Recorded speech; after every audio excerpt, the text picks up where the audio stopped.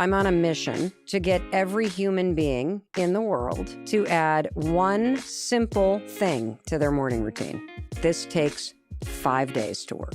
5 days before you have an enormous breakthrough in how you see and relate to yourself. People struggle. Despite knowing what they should be doing, they procrastinate. They have these negative thoughts that get in the way of them taking action. What do you think the reason is? Well, I think knowing what to do is really simple. I'm serious. Like, if you, in any area of your life where you feel stuck, you know what you need to do to move the needle, to improve the situation at work, to change your career, to improve your health, to make yourself happier, to work on your marriage. The information is everywhere. And in fact, if you're listening to me right now and you go, Mel Robbins, you are wrong. I have no idea what to do. I just know I'm stuck. Actually, you know what to do. Go to Google and type in, I hate my job, and you will get hundreds of millions of links. You will probably find 100,000 videos that are made by people who have been stuck in their jobs, who will walk you through a step-by-step process that you could take in order to change. The what is easy. The issue is how. How do you make yourself take actions when you're afraid, when you're scared, when you're overwhelmed? How do you break bad habits? How do you break the negative thinking that is causing you to feel paralyzed? See, the problem for most of us is we think about what we need to do, but thinking won't change your life. The only way you're going to change your life or change your career or change your health is to take action. And so the reason why so many people get stopped by procrastination and stopped by fear and stopped by anxiety is because they never get past the part of just thinking about it. And I believe that we all have a habit that I call the habit of hesitation. And in psychology, psychologists and researchers say there's basically two types of people, right? There's people that have a bias towards action. And those are the kinds of folks that when inspiration strikes, or when confidence strikes, or when courage strikes, or when opportunity strikes, they tend to lean toward it and to take action.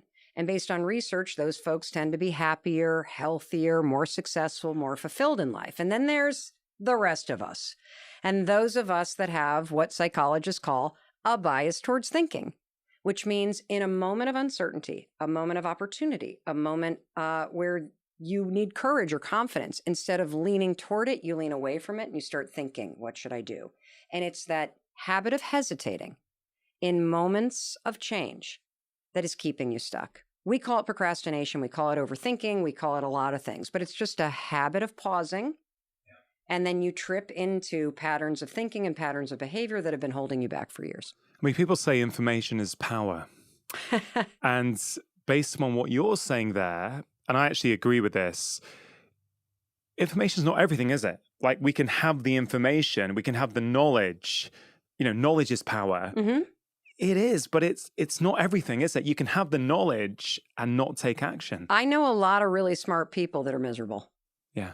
I know a ton of people that do nothing but read self-help books or watch videos on YouTube about inspiration and do nothing. Yeah. And the reason why is they gather information as a way to feel like you're working on something. And learning is a really important thing to do, like understanding, becoming more self-aware. It's critical to you improving your life. It's critical to you being happier and more fulfilled. If you don't understand yourself and you don't understand the patterns of thinking and the patterns of behavior that are keeping you stuck, you'll never be able to break them and replace them. But you can get yourself comfortable with learning and duping yourself into thinking that somehow being smarter about what you need to do to be healthy will make you healthy.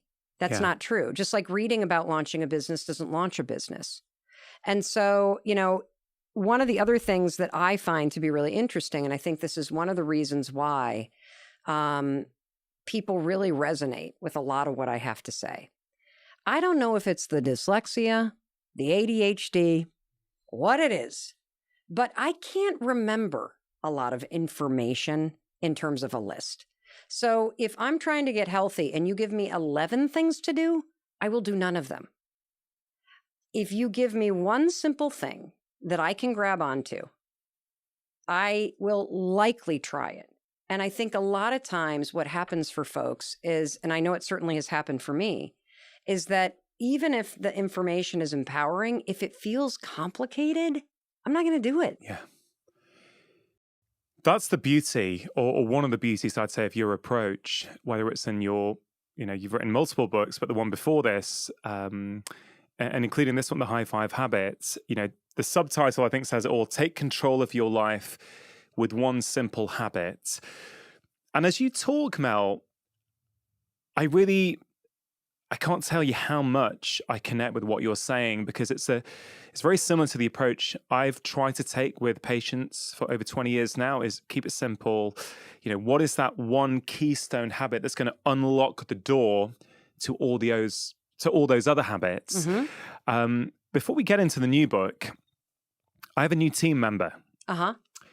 And she's a huge fan of yours. Okay.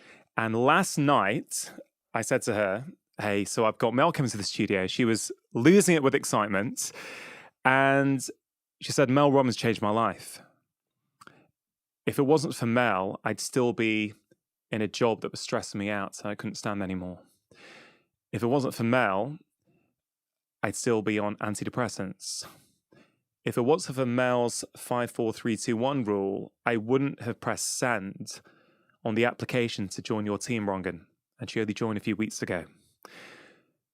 And that just really hit me at how profound and how life-changing your work is, because this is one individual who has shared how it's helped her health, it's helped her physical health, her mental well-being, and it's helped her to get a job, which, as she said to me last night, has pushed her out of her comfort zone that she knew she could do, but probably wouldn't have had the courage to go for. Yeah. Well, thank you for sharing that. And there's a couple things that I want to say about that.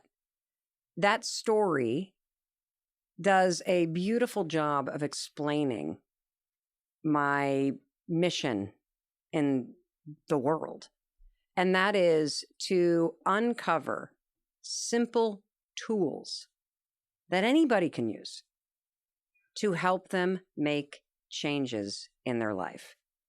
And so the reason why, what's her name? Her name's Steph. So the reason why Steph was so excited, and I hear it every day, like one of the coolest things about being on YouTube and being on social media and putting work out and speaking on stages around the world is when you have a super simple idea, it's so sticky that anybody can share it. It sounds kind of stupid that count backwards. Okay. You're not going to forget that because it sounds kind of dumb. And the idea itself is so simple and so sticky. Anybody can try it and anybody can share it. And oftentimes people don't even know my name. They're like, oh my gosh, you're the 5 lady or Robin. They like mix, like they don't even like, they've been watching me. And I love that because for me, it's about the tools. And in Steph's case, what's super interesting about her excitement, because I literally cannot go through a day at this point and have somebody not walk up to me and say, you changed my life. And I always say the exact same thing when somebody tells me that. I say, thank you so much for telling me. I appreciate you acknowledging me and following me, but you deserve the credit because you did the work. I just gave you a tool that I happened to discover that helps you move from thinking to doing. Yeah. So she moved herself from thinking about how much she hated her job to 5, 4, 3, 2, 1. Stopping the thinking by counting backwards and pushing herself to move. She moved herself from thinking about applying for the dream job of yours and 5, 4, 3, 2, 1 hitting send. She moved herself from thinking about going to the gym to 5, 4, 3, 2, 1, cutting the procrastination loop in half and then replacing it with a push to take action. And so what's so elegant and simple and empowering about the 5-second rule or the high 5 habit, or all the other simplistic stuff that I tend to share with the world, because that's the stuff that works for me, is that these are all tools that cut through the bullshit that's holding you back. And it just so happens that your nerdy friend Mel has done all the research to be able to explain to you why science and research and decades of psychological academic work actually is encapsulated by counting backwards 5, 4, 3, 2, 1, or in this particular new brain hack, the high five habit, how simply high-fiving the human being you see in the mirror every single morning as part of your morning routine will build the habit of self-empowerment, self-respect, self-worth, self-encouragement, self-love. Like, this is powerful stuff. And it sounds dumb. You know, like it's not like, and here's the other thing. And you and I were just talking about this. I think that life is so freaking overwhelming. Yeah. And when your problems seem overwhelming, or when that dream job seems impossibly far away, we all make this fundamental mistake of believing that because your problems are so big, the solution must be big, or because the dream is so far away, that the way that you're going to get there is so enormous. And the fact is, it's the exact opposite, everybody. That when your problems are enormous, it is the littlest thing that moves you in a different direction and starts to chip away at it. When your dream is enormous, it's the littlest thing that gets you moving. And when you understand that you can get started towards something by doing the smallest little thing, and it'll crack open something inside you and let some light back in, that's powerful.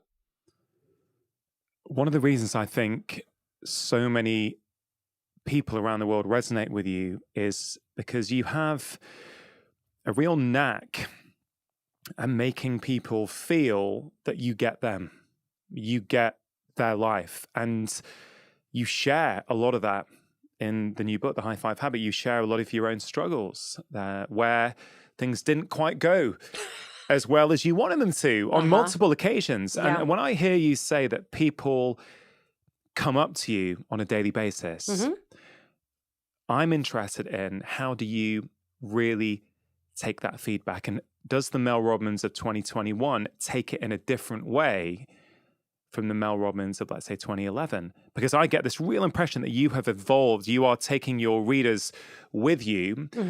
You've spoken about, and we'll get to this, you've spoken about guilt, about shame, insecurity, jealousy, all these things. That's the nice stuff. That's the nice stuff. Oh, for crying out loud. When are we going to talk about the cheating and the anxiety attacks and the quitting jobs during a panic, or the homesickness, or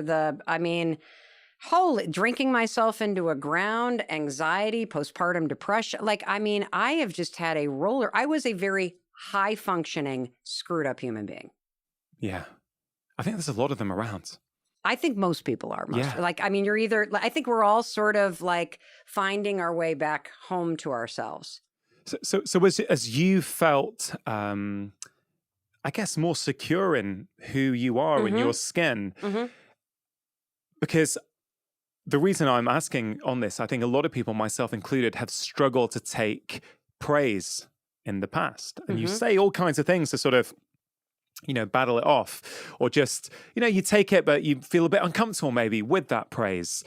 And I'm just interested on a personal level. Yeah. How has that been for you?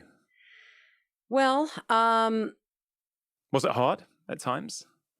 I'll tell you when it's hard.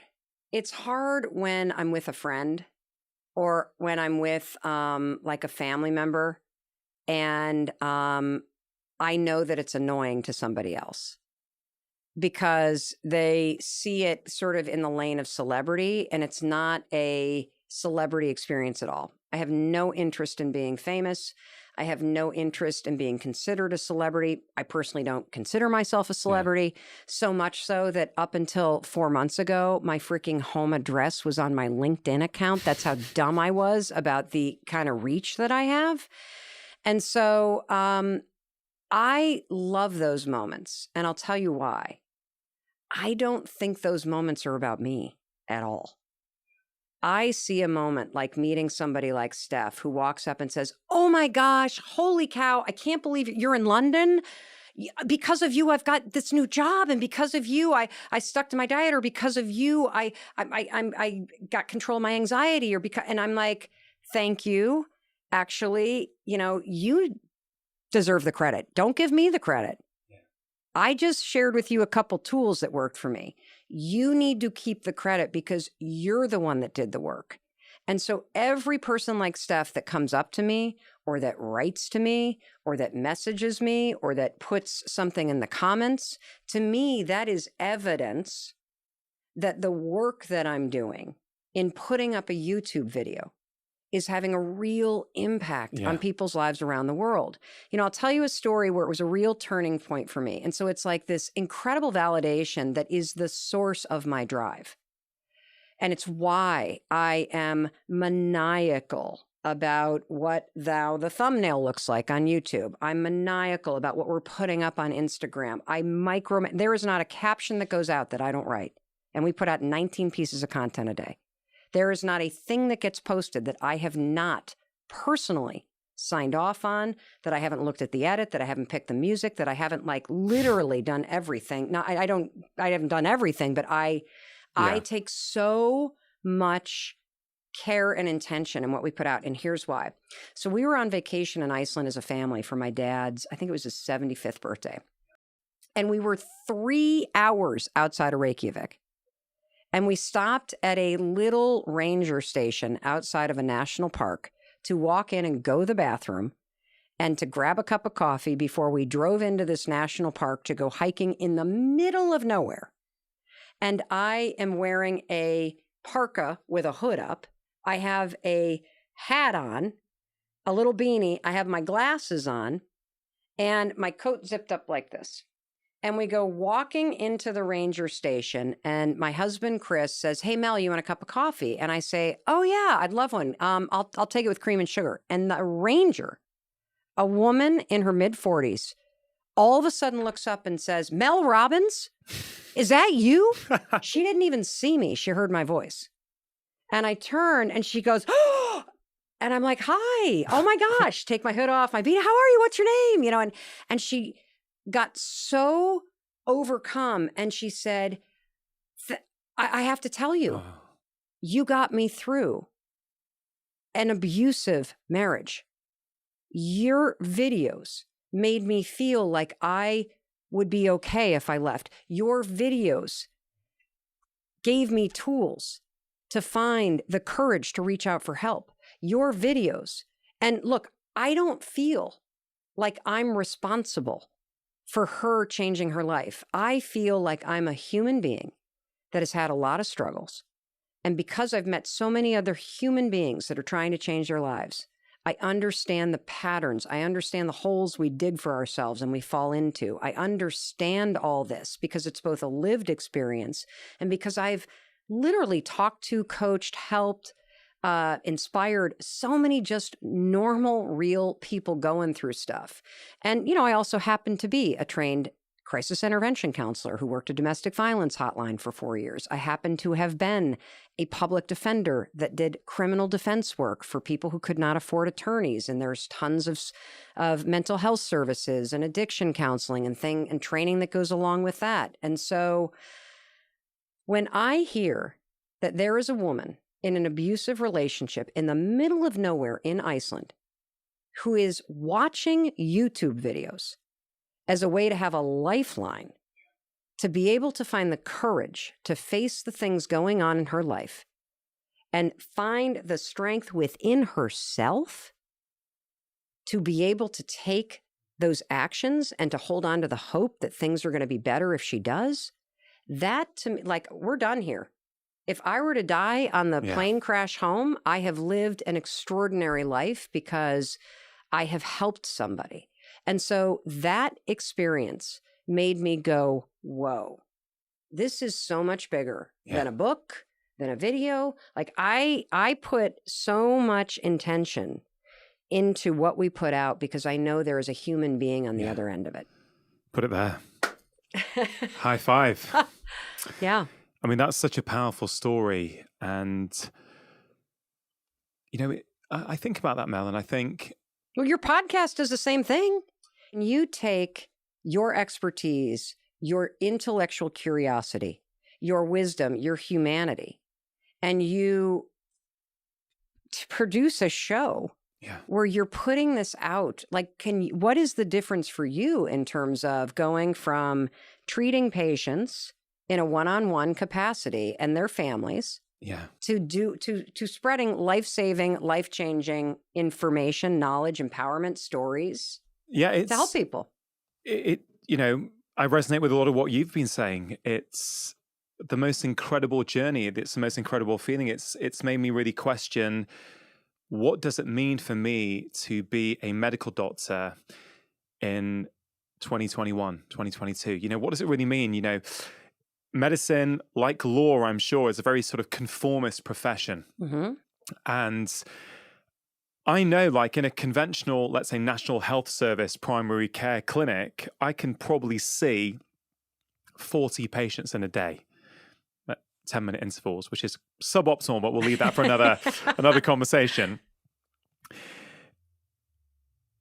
This show, my books, all the stuff that like you do, we're reaching with the show, if you include YouTube, close to 1 million people a week, right? And I get drowned in messages on Instagram or private messages or letters.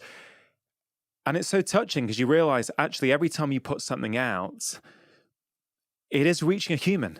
Yes. They're hearing it, they're changing their perspective on their life, and it's impacting, their health or their relationships. And it's incredible. And I think what a great age to be alive in, because we've now got these mediums where we can do that. What I hear about you, Mel, which I really love, is that so far we've talked about how you've helped a lady who's struggling with domestic violence.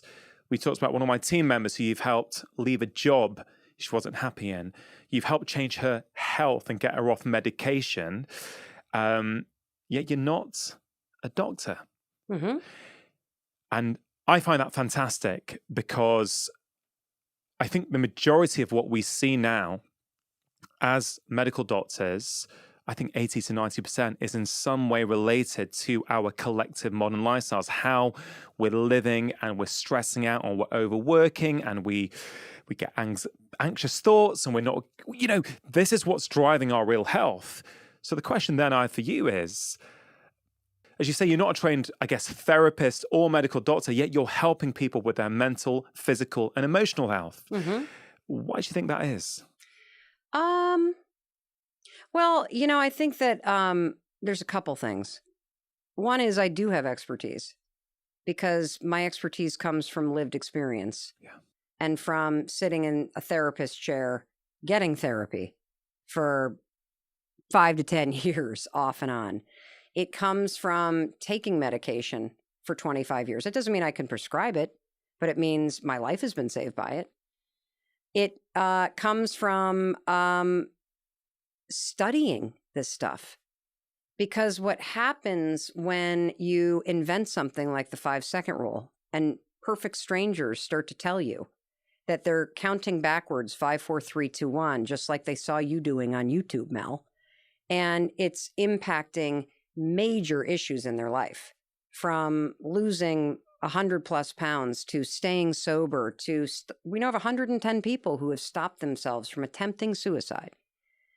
For me personally, I feel a responsibility to understand why something like that works. Yeah. And then when somebody invites you to come to Starbucks or JP Morgan because they've seen your videos and they want you to come talk about how the 5-second rule can help a company change its culture, or help a company change, or help people who work somewhere be less stressed or more courageous, you better be able to show up and explain exactly why counting backwards 5, 4, 3, 2, 1 can be proven using science and studies and case studies and the examples of real life people around the world. And so what was interesting is when I invented the 5-second rule and this little technique, I was simply a woman who was 40 years old with 3 kids under the age of 10, who was unemployed, $800,000 in debt. because my husband and his best friend went into the restaurant business. It was fabulous for a while, and then it was the restaurant business. Yeah. And like complete morons, we had secured everything with everything we owned. And so when the things get bad in 2008 and the market turns and the housing crisis happens and the restaurants start to go under, the liens hit our house. We lost everything. I mean, we didn't go bankrupt. I mean, just by the grace of God. I had such crushing anxiety despite the Zoloft. I couldn't get out of bed. Yeah. And so the 5-second rule, whether you call it an act of desperation or divine intervention, I think it's divine intervention because it sounds stupid. I mean, the idea was simply, when I wake up, that anxiety is so dark, and I would lay at the ceiling. I would lay in the bed and I would stare at the ceiling, and I would think, we're going to lose the house, and I'm a failure, and I hate my husband, and nobody can find out, and what am I going to do? And just like, how did my life end up like this? And just on and on and on and on. And the more I thought, the deeper the hole was.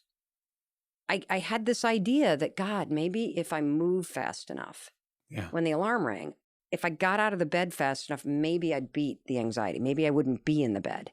So I decided I'd launch myself out of bed like a rocket. That's where the counting backwards came. Little did I know that when you count backwards, you interrupt the habit loops in your basal ganglia and you draw your focus to your prefrontal cortex. Little did I know this would become one of the most powerful starting rituals in habit research on the planet. Little did I know that this little brain hack is a form of metacognition that allows you to interrupt any thinking or behavior pattern and give you a moment of what psychologists call objectivity, so you can choose what you do next. Yeah. And so, you see that quote all over Instagram, right? And all over social media. It's not what happens, it's, how you respond, and that's where your power is. But if you're a person and life is overwhelming and life is happening, you're like, life is not happening for me. Fuck off. Like, what do you mean it's choose how I respond? I don't even know. I can't even get out of bed. And so the 5, 4, 3, 2, 1 becomes a how.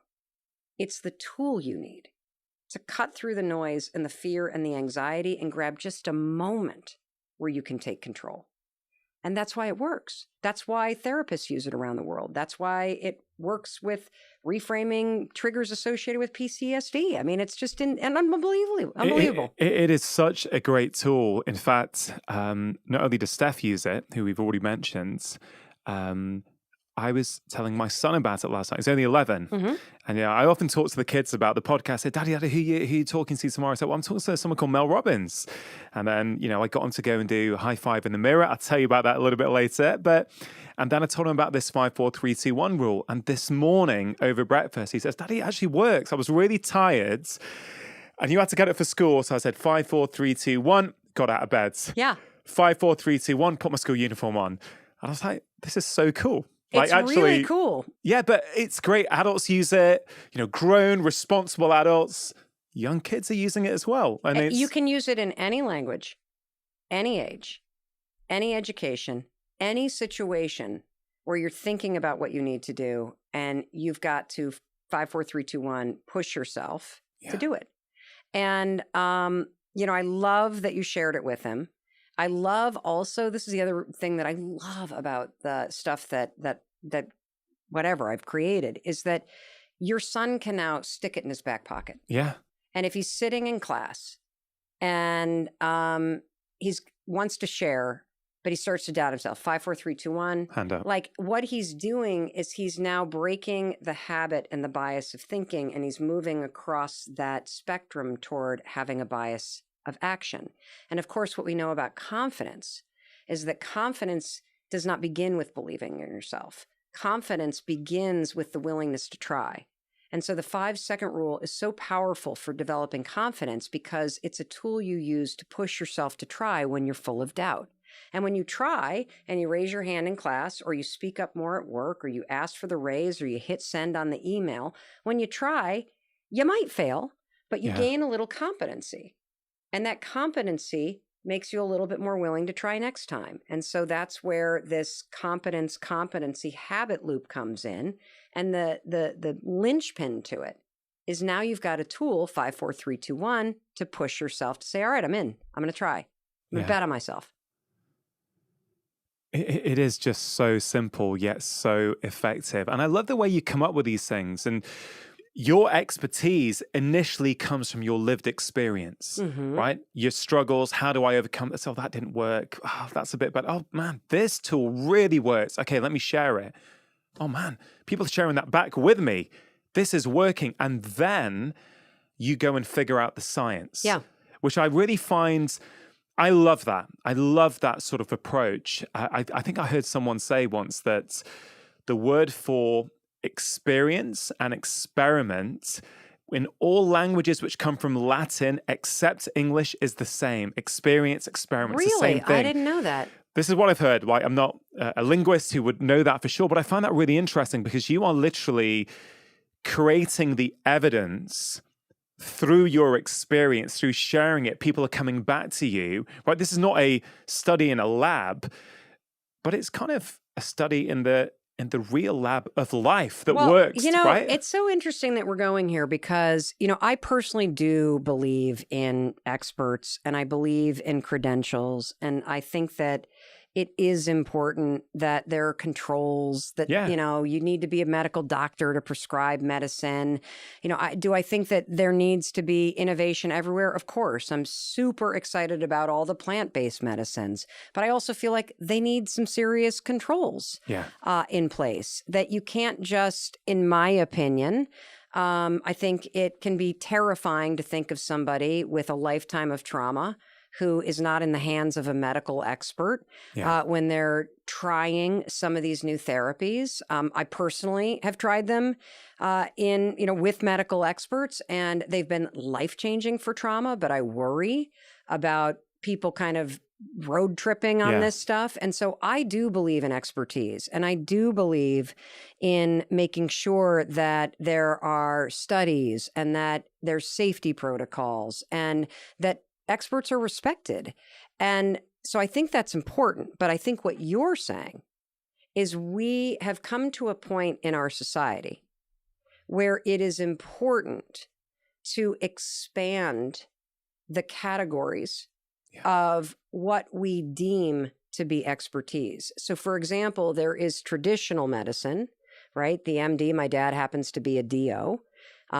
Which when he was a DO, way more kind of poo-pooed on because it's a little bit more holistic in terms of the training, but he's an orthopedic surgeon. And for people in the UK, that's osteopath. Yeah, he's an osteopath who was an orthopedic surgeon in the United States. And, now let's take a look at the fact that what clearly needs to happen in the medical field is a way more holistic approach and a focus on the whole person and health rather than treating illness.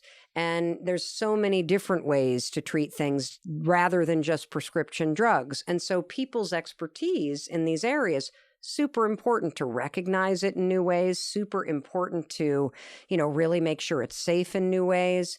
And what kind of frustrates me at times is because the two letters after my name are JD, Juris Doctor. I'm a trained lawyer, right? But they're not MD, or they're not MA, or they're not the social work degree. Even though I have been studying this for 10 years, and I have clinicians using what I'm talking about. And I had an entire wing of nurses from an inpatient psychiatric ward in Philadelphia come to my daytime talk show. And they told me, aside from prescription medication, the one tool that they can give somebody when they leave an inpatient commitment for suicidal ideation, severe depression, the one tool that really works is the 5-second rule. Because it's simple. And somebody in crisis can remember it, and it works. And yet nobody recognizes me as an expert in mental health. People will call me a motivational speaker. They'll call me, whatever. She's a this, she's a that. And the fact is, I have, with the High Five Habit, that was a year-long research project. We have a study that we've done. It's called the High Five Challenge. We've had 137,000 people from 91 countries take a 5-day challenge online, fully monitored. that we have created. Yeah. In the last 32 days, that many people have rolled through this thing. And not one person has reported that they did not experience positive change. Now, is that an academic study? Probably not. But it's good enough for me. And so it's interesting because I often find that, you know, I was really flattered when you invited me on because you are a doctor. Yeah. And it's taken a while for people to realize, because I think a lot of people hear 5-second rule or the high five habit, and they're like, oh God, here goes some, And the truth is there is so much freaking research and evidence. There is, and you put that in all your books, and the new one is full of references at the back, full of the evidence. And the point I'm trying to make is you should be seen in the same way as, you know, people with the right letters after their name. I'm not saying we don't need experts. We do need experts, but also we need to broaden out our definition of experts and expertise. And also the point I'm trying to get at is that I think sometimes we outsource expertise so much to others. We sort of lose confidence in our own expertise and our own ability to try some of these tools. I mean, I will be using that 5, 4, 3, 2, 1 rule with my patients now. Like I can already think of 4 or 5 people that come to mind straight away. I think, you know what? I think next time I see them, I'm going to mention this because I think it would really help them. Yeah. And that's what it's about, right? Because one of the big problems with science is that the way that science is communicated often is very dry to the public, you know. So what's the what? So let's say there's a paper that says that, you know, there's a paper which says this diet or this technique is really good for your mental health. Right. A lot of the time, the way that's communicated with the lay public, it's done in very scientific terms. And talking down. They're talking down. And you're communicating powerful ideas that work in a way that people see. I think people see you as their friend. They think, oh, Mel's kind of like, well, I'm shoulder to shoulder with you. Yes, 1,000%. So think about it. That's why they take the advice, and that's why they give you this love, because they are peers of yours. Yes. And you are their guide and their friend. But by the way, I'm learning just as much from everybody that writes to me as they are from me. Yeah. Because when people share their stories about why they've been struggling, how something worked, what didn't work, how they tweaked it, for example. Yeah. And I can tell you a story about that with the high five habit, how one person's story about the high five habit and their experience with it blew open a whole lane around sort of shame and judgment. And we can come back to Well, let's get to that. Well, why don't you explain what is the high five habit? Sure, right? sure. Because I'd love to hear about those sort of experiences. Yeah. So, you know, in its simplest terms, I'm on a mission to get every human being in the world to add one simple thing to their morning routine. And it is called the high five habit. And here's what it is. Every morning after you brush your teeth and you get that gunk out of your mouth so you're not spreading that nasty breath everywhere, okay? I want you to take a moment, put your toothbrush down and look at the human being in the mirror. That's not your reflection. That is a human being who needs you. A human being who's beaten down, who feels forgotten, who is so sick and tired of your criticism. And I want you to just stand there and look at them and take a moment, because the rest of your day is going to be about everybody else. And then I don't want you to say a thing. This is the genius of this habit. You can be on your lowest morning, which I was when I, again, divine intervention or stupidity. You can be the judge, right? It was April 2020, and I was having a moment in my life where I just felt overwhelmed by life. I was waking up, the anxiety had come back. I felt like life was unfair. I had lost my dream job. We were in the middle of the pandemic. My kids were in a state of huge grief and anger and frustration because university, you know, had closed and, you know, now they're dealing with it. I had a bunch of like all of a sudden my business is imploding. And, you know, don't forget, just over 10 years ago, I was in a crisis financially where my husband and I were about to lose we couldn't even pay for groceries. My dad was lending us money. Yeah. And so it was triggering all of that. And I was thinking this, like, I've worked so hard. I'm a good person. Like, how could you be doing this to me? Like, I don't deserve, like, just. And you were pretty successful at that point already, right? God, successful? I was the number one female motivational speaker in the world. I had a daytime syndicated talk show in the United States, so 175 shows a year, giving advice. I, had the 5-second rule book, which was self-published and a huge millions of copies sold. But I think that's the powerful thing about this story. Even with all that success, you were still racked with self-doubt and anxiety and negative thoughts. Because I hadn't had the biggest breakthrough of my entire life yet.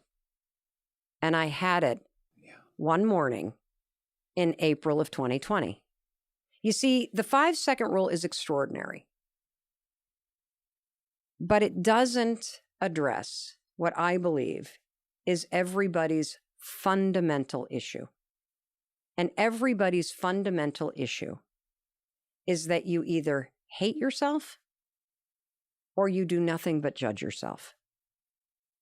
And this habit of relentless self-criticism and relentless self-rejection is the reason why you're unhappy. It's the reason why you're never satisfied. It's the reason why you can't take a compliment and why you're uncomfortable feeling celebrated. And it all comes down to the fact that when you stand in front of the mirror every single morning, you have this really subtle way that's not so subtle of starting your day by rejecting yourself. And I'm going to unpack this because it's unbelievably powerful when you start to truly understand this. Because if you can't look in the mirror and authentically see a human being that you respect, that you encourage, that you like, that you're cheering for, I'm going to even leave love off the table because I think that is so unattainable for where people are right now. Let's just go with, can you accept yourself? Can you like yourself? Can you see a person that's worthy of support, worthy of your encouragement? Can we just start with that baseline? Because for my research, the average person cannot. From my research, 50% of men and women do not or cannot look at themselves in the mirror because they are either disgusted by the person they see or they are disappointed by them. And for those of us that can look in the mirror, we're still rejecting ourselves because we focus on what we don't like, or we start to mindlessly think about all the things that we haven't done right or that we didn't do yet. You know, on this particular morning, April 2020, I'm overwhelmed by my life. I drag myself into the bathroom. I immediately see my reflection and I'm like, ugh, God, you look like hell. I start ticking off all the things, the saggy neck, one boob lower than the other, like, you know, how exhausted I look, the gray hair coming in, how old I'm starting to seem. Yeah. And then the mind, once it goes negative, keeps going in that direction unless you're 5, 4, 3, 2, 1, not thinking about that. But so my mind's like going down the drain. I'm like, why'd I get up so late? I got a Zoom call in 8 minutes. God, you didn't even, text him back yet. And the dog still needs to be. And I'm like, the beat down, the boom, boom, boom starts. And, I don't know what came over me. But that morning standing there, could not think of a thing to say. And here's the important part. When you feel like shit, when you're overwhelmed by your life, you're not going to believe a pep talk anyway. Because it doesn't match how you feel. And so for whatever reason, I literally just raised my hand and I high-fived the woman that I saw in the mirror because she looked like she needed a high five. She looked like she needed somebody to say, it's going to be okay. You can do this. Get out there. And, from that very first one, it wasn't like lightning came crashing through the ceiling and, stuck me in the head. That's not what happened. But there's definitely a switch inside each and every one of us. Yeah. So, think about the walls here. Yeah. Even when the lights are off, there's electricity in these walls. Even during your worst moments, there is vitality ripping through your veins. There is an electrical life force within you. And life can turn that switch off, but it's still there.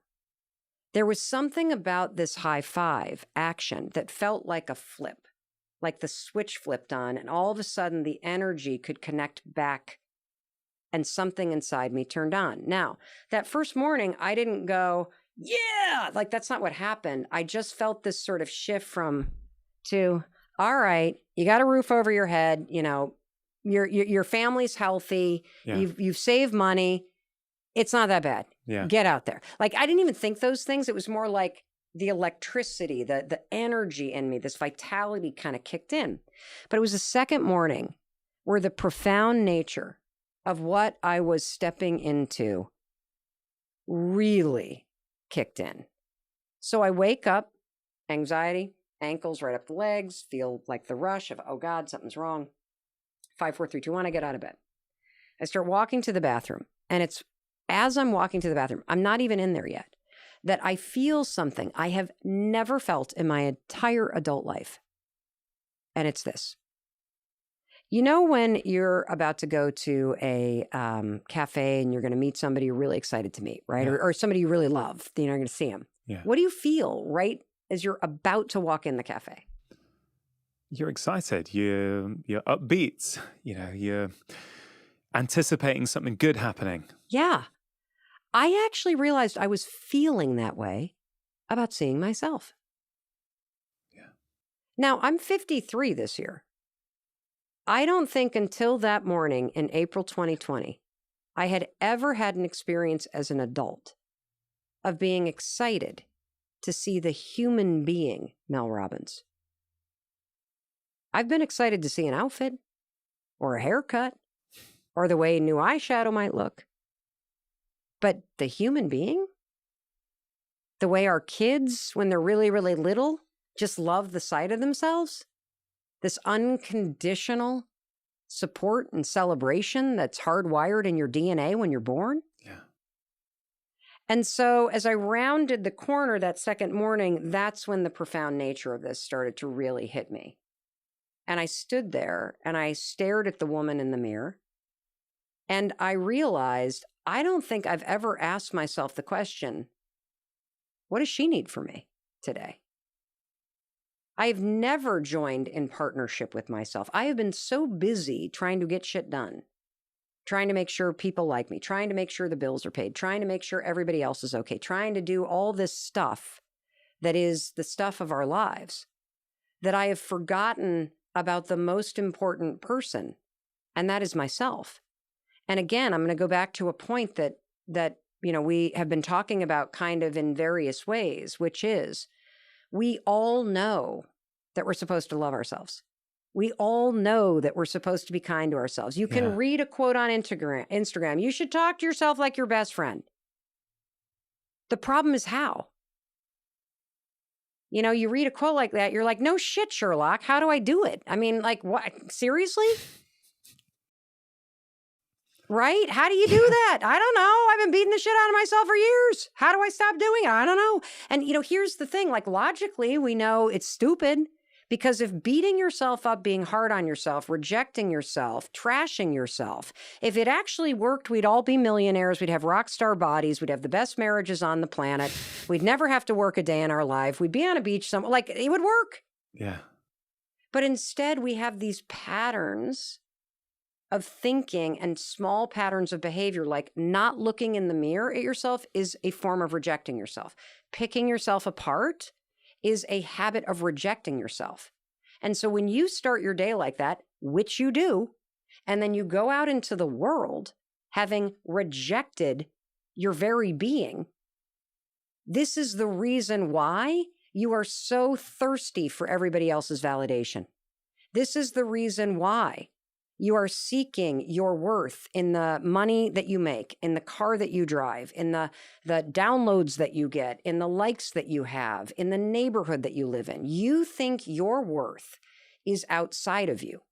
And I'm here to tell you the secret to your fucking life is grab that worth and bring it back home. Start practicing a physical habit, an action that demonstrates to your brain that you respect yourself, that you believe that you're worthy, that you deserve forgiveness, that you deserve encouragement, that you believe in you. And as you start to practice the physical action, the universal symbol for I got you, I love you, I celebrate you, I see you, I believe in you. When you practice this physical action, the neuroassociation that is already in your brain with the high five to yourself in the mirror takes over. It's insane how this works. The science is mind-blowing. I think this is 1,000 times more powerful than the high five habit because it cuts down to the core of who you are. You think it's more powerful than the 5, 4, 3, 2, 1 habit? Hell yes, I do. Hell yes, because the 5, 4, 3, 2, 1 is a tool that will push you to take action.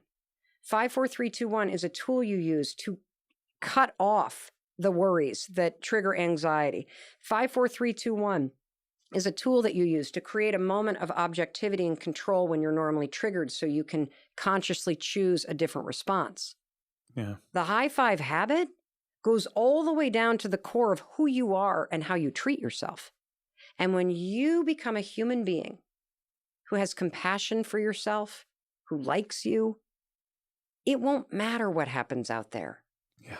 Because everything in here is healed and taken care of.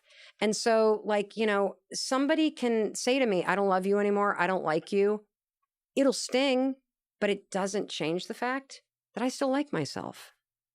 Because I practice and demonstrate it. That's the difference. Yeah, and that's, I think, the hidden magic in the high five habit is, because I've been trying it the last few days, right? And what did you experience?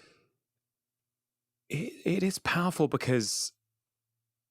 Well, walk us through. Like you're standing at your bathroom sink. Yeah, and walk us through your experience. Well, first of all, you have to take a pause from your life. Whatever you were going to do, it requires an intentional pause to go, no, I'm going to now do this action for myself.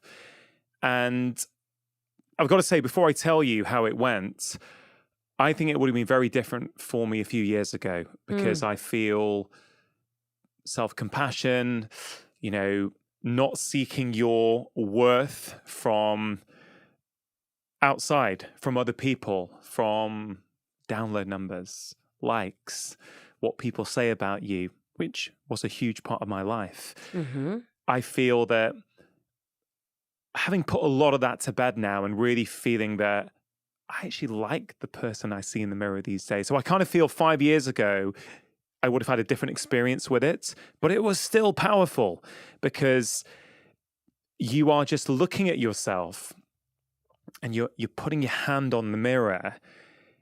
And I think what it is, it's just that pause, that moment of seeing me. Like you are seeing yourself. Mm-hmm. And I don't know, obviously as a guy, what do? We're often looking in the mirror. We might be looking at our beard as we're shaving, right? Yeah. But you're not looking at your eyes, right? You're just looking at, I need to shave. I missed a bit here. Let me get rid of that. And then you crack on, right? Or you look at your face and your hair, but you're not really looking at yourself. Right. You're seeing your silhouette. You are seeing yourself, but you're not seeing yourself, if that makes sense. Yeah. And that's what I think was really powerful, was that it's just another, I feel it's just another tool now, which is going to take me all of 2 seconds, if that's 5 seconds tops. It's not as if I don't have time to add that in. There's no harm in adding it in. And frankly, I like adding it in. It makes me feel good. It's like, and I think it's what you say, it's the action. Yeah. You don't have to say anything if you're not in the mood to say anything. anything. I don't want you to say anything, actually. And the reason why is the neuroassociation. So... what do you mean by that? Well, here's what I mean by that. So when you high five someone else, what does the action of a high five communicate? It's just a universal symbol of...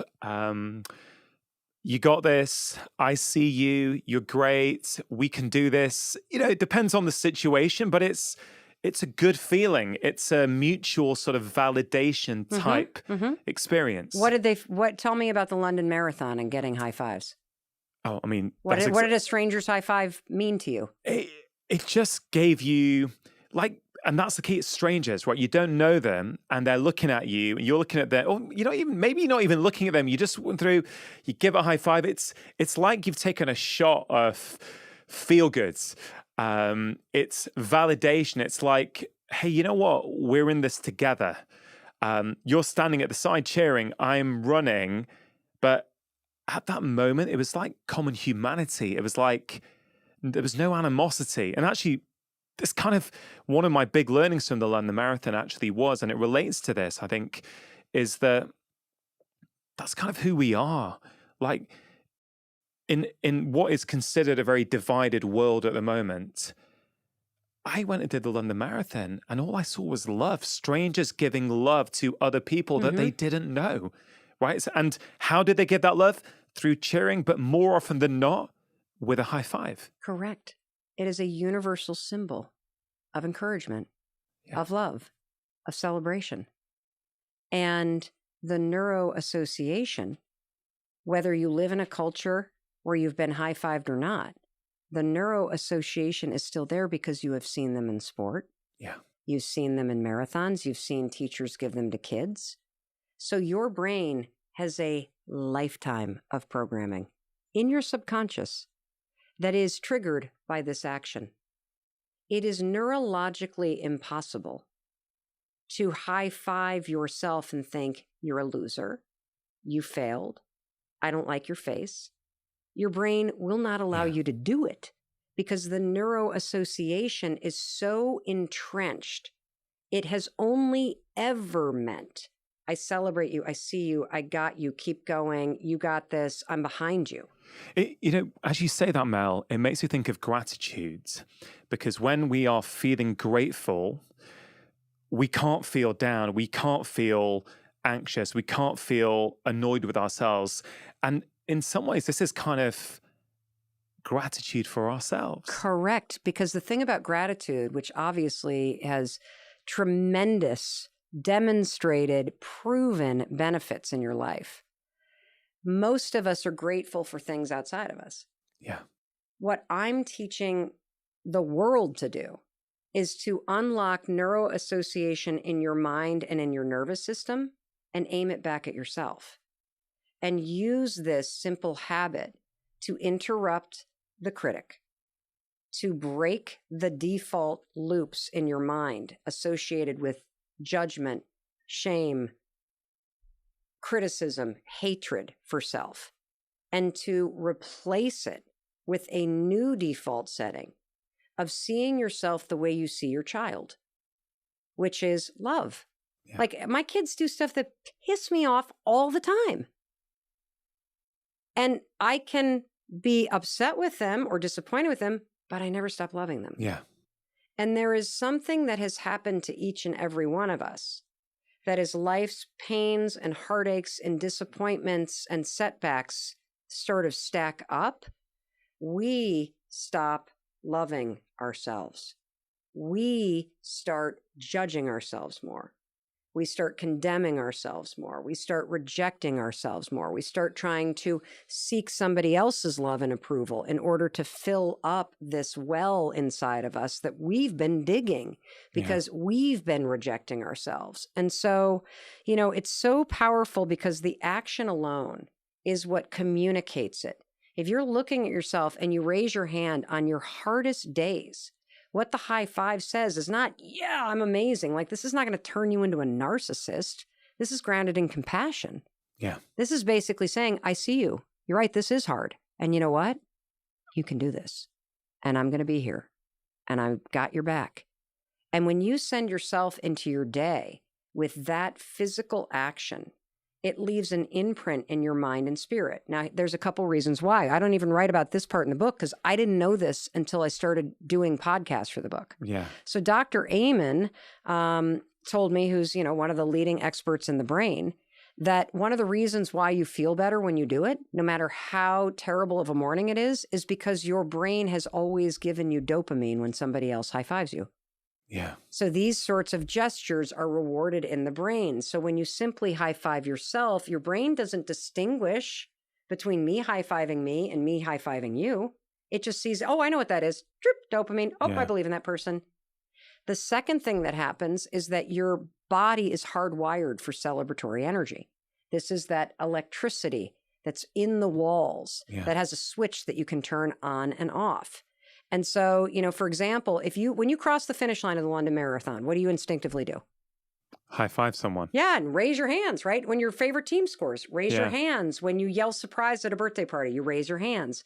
When you say hello, you raise your arm. When you go to high five somebody, you raise your arms. When you hug somebody, you raise your arms. This is wired through your entire body. And normally we give that celebratory energy to other people or things. Yeah. I'm here to tell you, when you high five yourself, you flip the switch. You flip the switch and give yourself a little bit of that vitality that's coursing through you to help you move into your day. Yeah, I see it as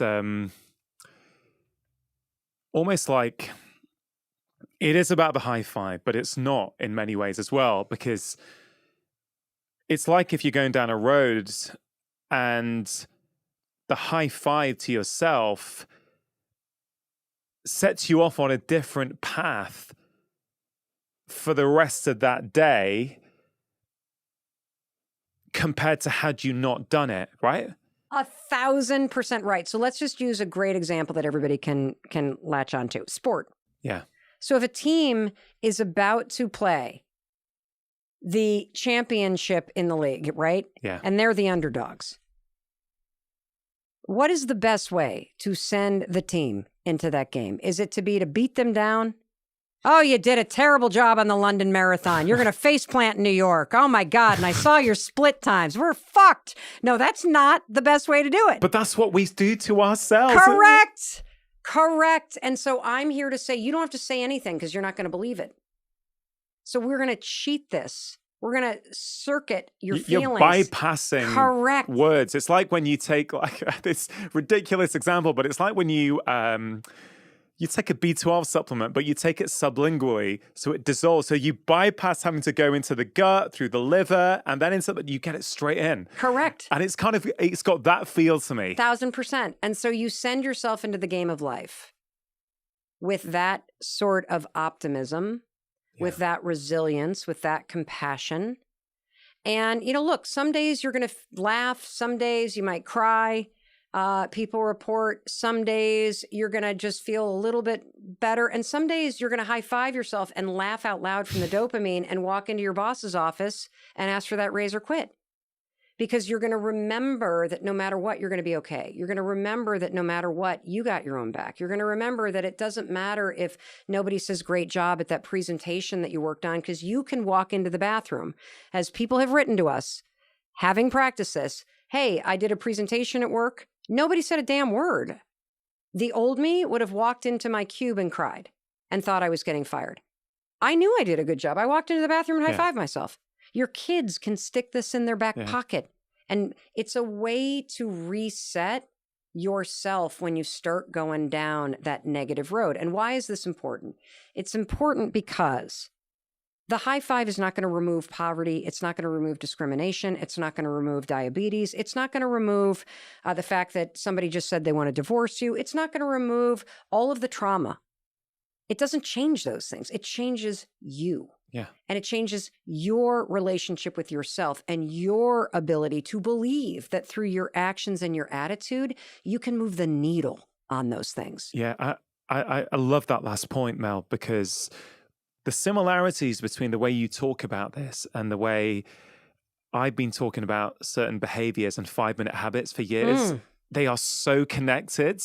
And one of the things I often say, and I want to just acknowledge you for what you just said, it's not going to change your life situation.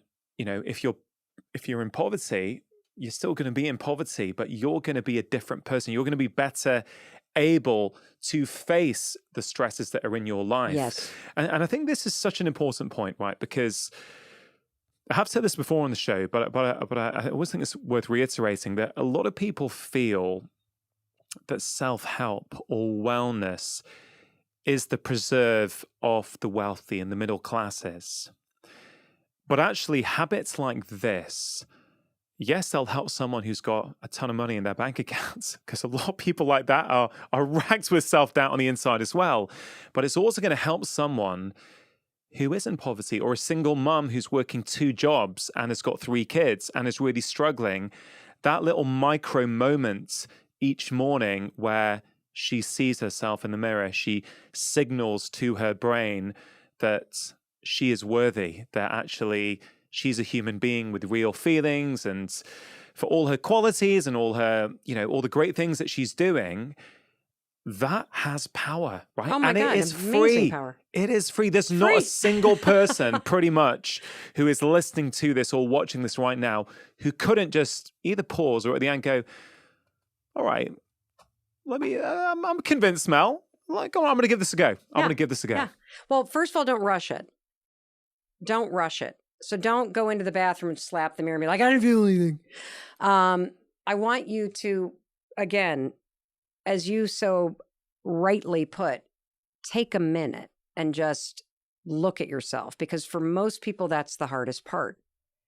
I mentioned that, I get smarter and I learn so much from every comment and people that write their stories in. And one person, Allison Bird, a friend of mine, who made my ability to explain the depth of this so much deeper, because she said one thing to me when she tried it before the book came out. She said, I think it's working. I feel energized. I said, but what surprised me, Mel? I said, what? She goes, the resistance. I said, the resistance? What are you talking about? She's like, oh, first couple days I did this, I stood in front of that mirror and there was something in me that's like, I couldn't even raise my hand. There was this resistance. And so I'm like, oh, that's interesting. And so I, of course, put something out. Hey, to the 700,000 people on the newsletter list, anybody trying this and feel any resistance? We write to everybody that's in our little test group. Anybody feel, holy cow. It turns out that most people do not have an immediate positive, oh, I'm doing this reaction. Most people have massive resistance to even trying it. And I want to explain why, because this is extraordinarily sad. And it also is an enormous opportunity for growth, because I believe, based on having 136,000 people go through a 5-day challenge online that we're monitoring in an app from 91 countries and seeing what they're reporting, I know that this takes 5 days to work. 5 days before you have an enormous breakthrough in how you see and relate to yourself. 5 days before the chemical, physiological, neurological, physical, and psychological change starts to go, holy cow, this is crazy. This works like this. And so the resistance comes from self-judgment and self-condemnation. And I'm going to tell you a story to drive this home. For people who stand in the bathroom mirror when they try the high five habit and they feel this resistance in their body, first of all, let me say, it's really normal to think this is weird, because it is, okay?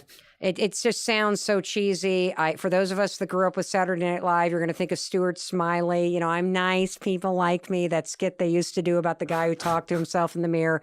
You're going to stand there and go, seriously, Dr. Charlie and Mel Robbins, you two have lost your mind.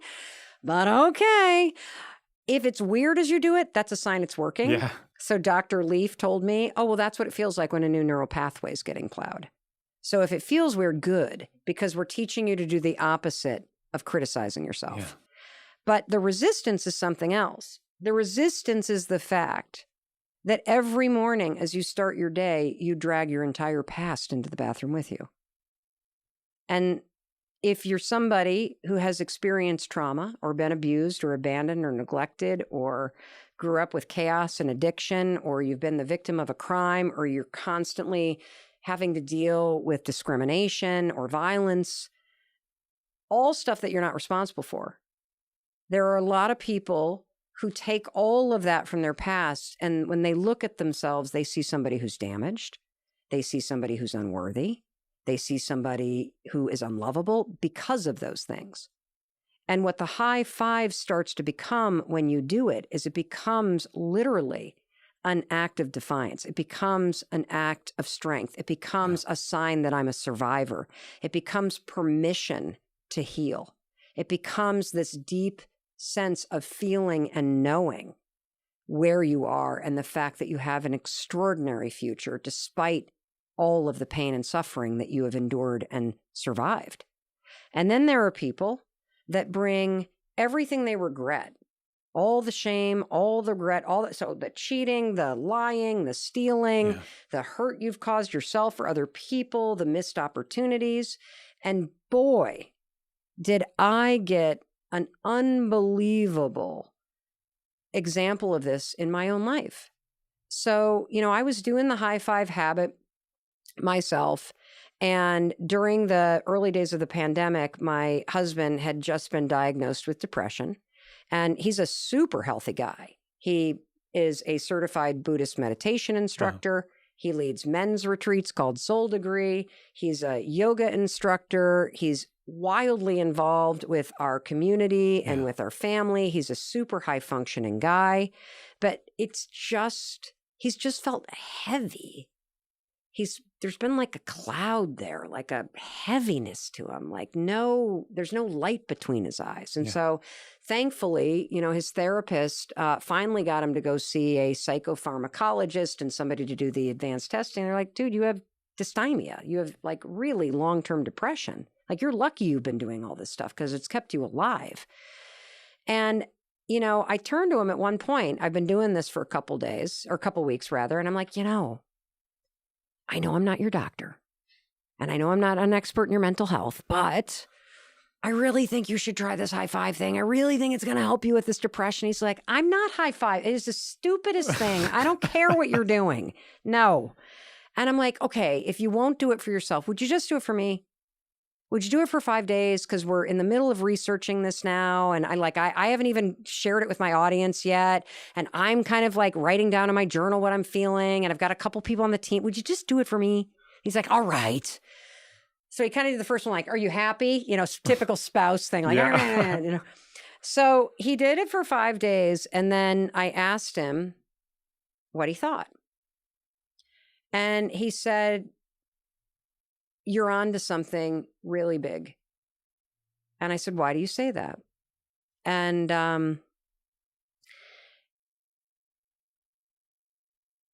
I had no idea how dark my husband's thoughts were.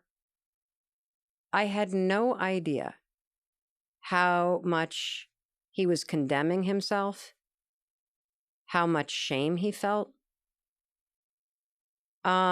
I knew that he was struggling with depression. I had no idea that for the past 7 years, the man who has stood next to me at the bathroom sink next to me would look up at the mirror and see a person that he hated. He saw a person that had failed. He believed that since the restaurant business didn't work and since it left us $800,000 in debt, and that his wife had to go out and make the money, that he was the world's worst father, the world's worst husband, and he has been condemning himself every day for 7 years. And the reason he thought the high five was stupid is because you only high five people you care about. You only high five people who are winning, and he, of all people, didn't deserve it. And for me, I knew that he was struggling with shame around the restaurant business. I knew he was struggling with the amount of debt that we had and the fact that, he had, the investors lost money. For me, I had a totally different experience. I'm like, you guys worked at that for 8 years? You made your investors whole? Hello, entrepreneurship? We wouldn't have the 5-second rule without it. Are you kidding? Woohoo, we're winning. This is amazing. His business partner had the same, he was proud of what they built, proud of how hard they worked. Chris, for whatever reason, that was not his story. Yeah. His story was condemnation, regret, shame. He could only see a failure. And, what was wild about that is, I've for years talked Chris up. I've for years have told him how proud I am of him. He was the CFO of the business as the company was taking off. Yeah. Like he owns half of it. Like he's an integral part of everything. Yeah. He doesn't see it that way. And that's an important part. Yeah. Nobody can heal you.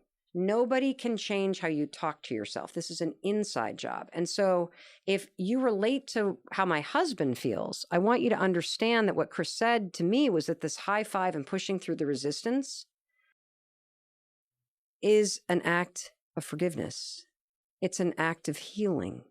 It's an act of support and compassion that allows you and shows you that you are giving yourself permission to feel good again, that you deserve to be happy, that you deserve and that you can continue to push on and go do better and be better and feel better. And that of all people, you're going to stop judging you. That's the hidden power, because you had said to him, "You're great." He was in your company. Our company. Yeah, exactly. He owns it. He's with me. Working, seeing the success, loving wife, loving kids. But it didn't matter, because that can only take you so far if the voice and the narrative that's playing in your own head is negative. For many people, it doesn't matter what the world around is telling them. They're not telling it to themselves. And therefore, the high five habit, it kind of breaks that, even if it's just for 20 or 30 seconds. Yeah. It is still that micro moment of compassion, of companionship. Yes. Right? Companionship with yourself. Forgiveness, like all of it. All the stuff that we know we need to do, but we don't know how. Yeah. Because all we see is the stuff we regret.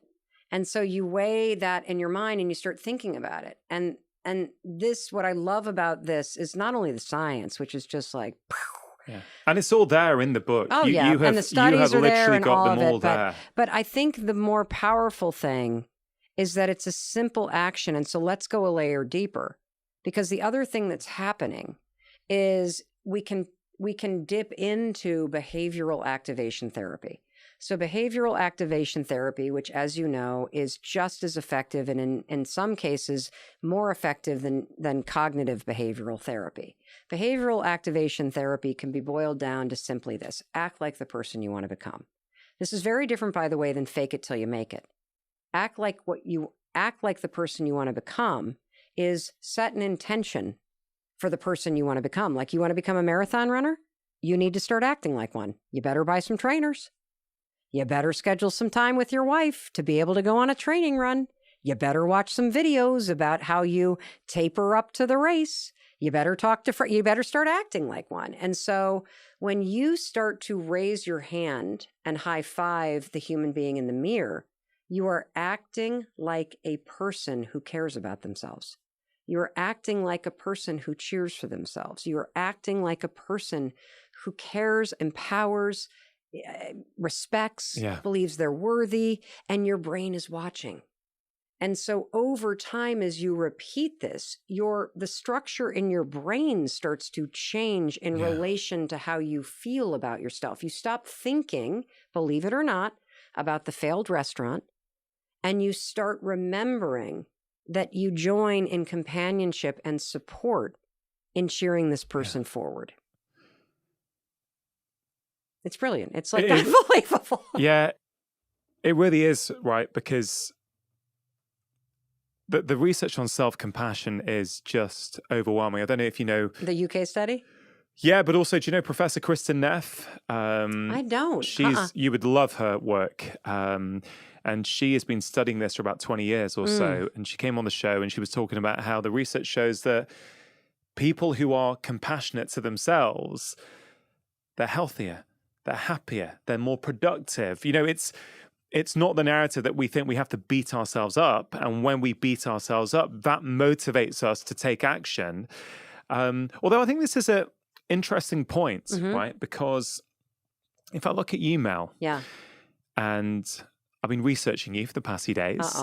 This morning I watched your TED Talk. Do you know that's like a 21-minute long panic attack? I do, because I heard you talk about that. And I want to address that a little bit because I think it's interesting. So you do a TED Talk that certainly was uploaded in 2011 and is close to 30 million views now, right? So one of the most watched TED Talks of all time, I would imagine, probably top 10. Yeah, I think it's top 20 anyway. Maybe longer. I don't know. Okay, so the outside world, much of society would look at that and go, oh, Mel Robbins is crushing it. She has just nailed a TED Talk and it's gone viral. Now, you're saying that you had a panic attack the whole time, right? So let's just think for a minute. You're getting the external success, but inside you are eating yourself up with worry, right? Then we fast forward, let's say 9-10 years. April 2020, you are successful speaker, motivational coach, best-selling author, and you're struggling with self-doubt in front of the mirror. So is there this slight clash here somewhere where actually you can be successful and not love yourself and be racked with self-doubt? I think everybody is. Yeah. Success is not the source of self-love. In fact, most people who are successful or competitive or entrepreneurs, most people are chasing that success because they have married their self-worth with achievement. And I was the same. Yeah. And so right there. Me too. And so this is, by the way, evidence that you have a problem with self-rejection and with self-worth and with self-criticism, because you believe you are only worthy of love and you are only worthy of support if you have achieved the thing. So someone's looking at you and thinking, man, I wish I was Mel Robbins, right? We'll talk about jealousy if we get to it later, but they might be jealous of you in a nice way. They might think, man, I wish I had a viral TED Talk like Mel. I wish I had multiple international bestsellers. Great, write them. Right? Great, apply for one. Yeah. You can do it. If I can freaking do it, you can do it. But they might also be thinking, well, that is success. You've had that even though you were racked with these problems on the inside. Yeah. And they may think, I'll take that. I'll take that success. And I think this comes to this wider societal point, which is we confuse sometimes success with happiness. When you anchor your happiness to doing things, it's always out of your control. When you anchor success to the crap you achieve, it is always a moving target. Yeah. And so, it's a really hard concept to wrap your brain around because, first of all, there's the research that shows, at least in Western countries, that, there's the baseline with money.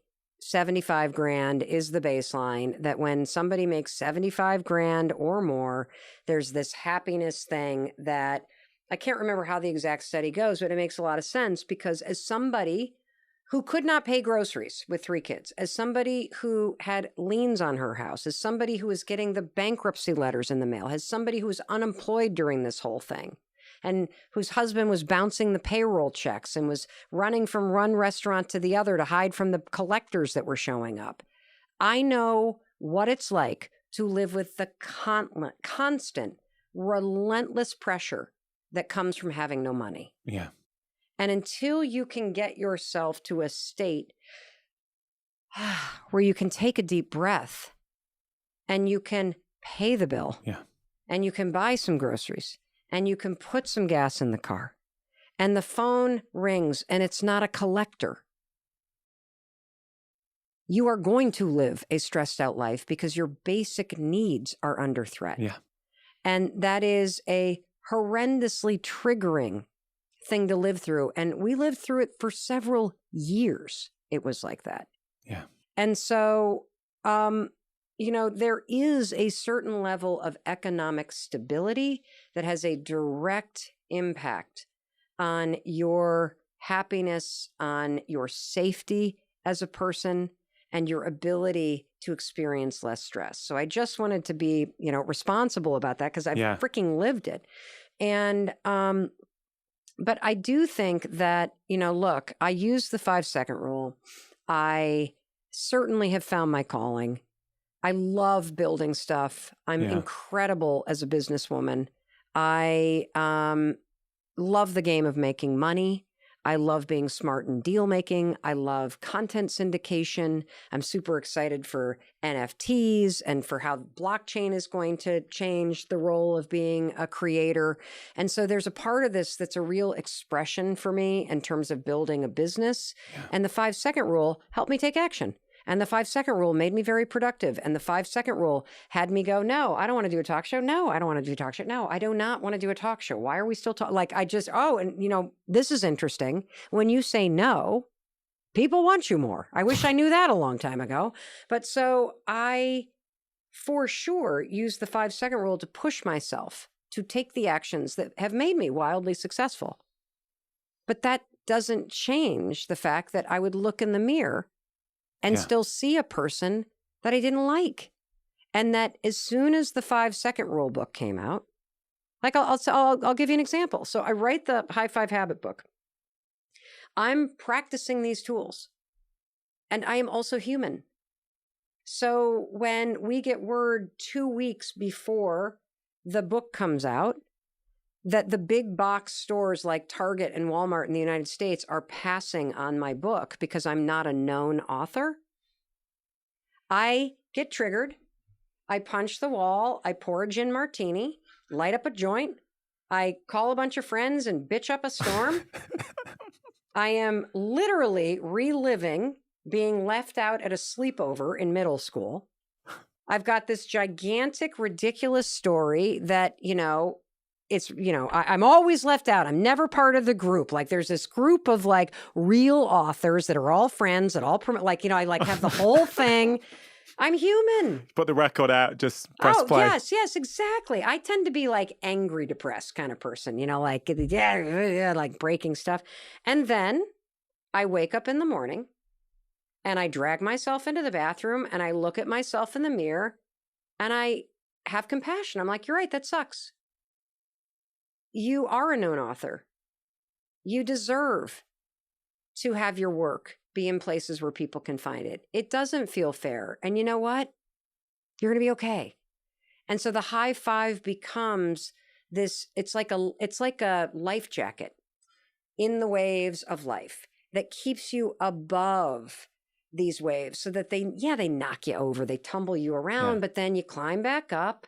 You reassure yourself. And I have this thing that is embodied in the high 5. So the high 5 is also a wildly realistic, optimistic mindset. So part of what I am constantly doing, and I do this as a mother too. So we have a 23-year-old, a 21-year-old, and a 16-year-old. And every day in everybody's life, there is stuff that happens that sucks. There are friends that go out to lunch that don't invite you. There are people that tell you no. There are schools you don't get into. There are apartments that somebody else gets. There's boyfriends and girlfriends that break up with you. There are people that have cooler clothes and nicer cars and parents who throw the parties. And, there's always going to be something that makes you feel like life is out to get you. Things aren't fair. People don't like you. It's just like a tweak, right? It's triggering your insecurity. And I have this saying that I developed that, again, it embodies this high 5, which for me, also having run a marathon, the only reason why I made it across that finish line is because every stranger's high 5 said, I believe you can keep going. That's what the high 5 said to me. I see you, Mel. I see that you're limping. Keep going, girl. And so my mindset, whenever I'm working for something and I don't get it, and I feel the sting of rejection or disappointment, I always say to myself, and I say this to my kids on repeat too, I say, look, when you work hard, you're going to be rewarded. You have to believe that this moment is preparing you for something better, that you didn't get this thing because something better is coming. And, so there have been a couple of those. Like, for example, the High Five Habit audiobook is unreal. I mean, I record it. It is the #1 selling audiobook on all of Audible ever since it's been out in terms of the number of downloads in 1 month. Like, it's just destroying it. And I know you don't like that word, but it is destroying audiobook. It has been reported in the AP. It has been reported in all these places. Wow. It is in the charts, #1.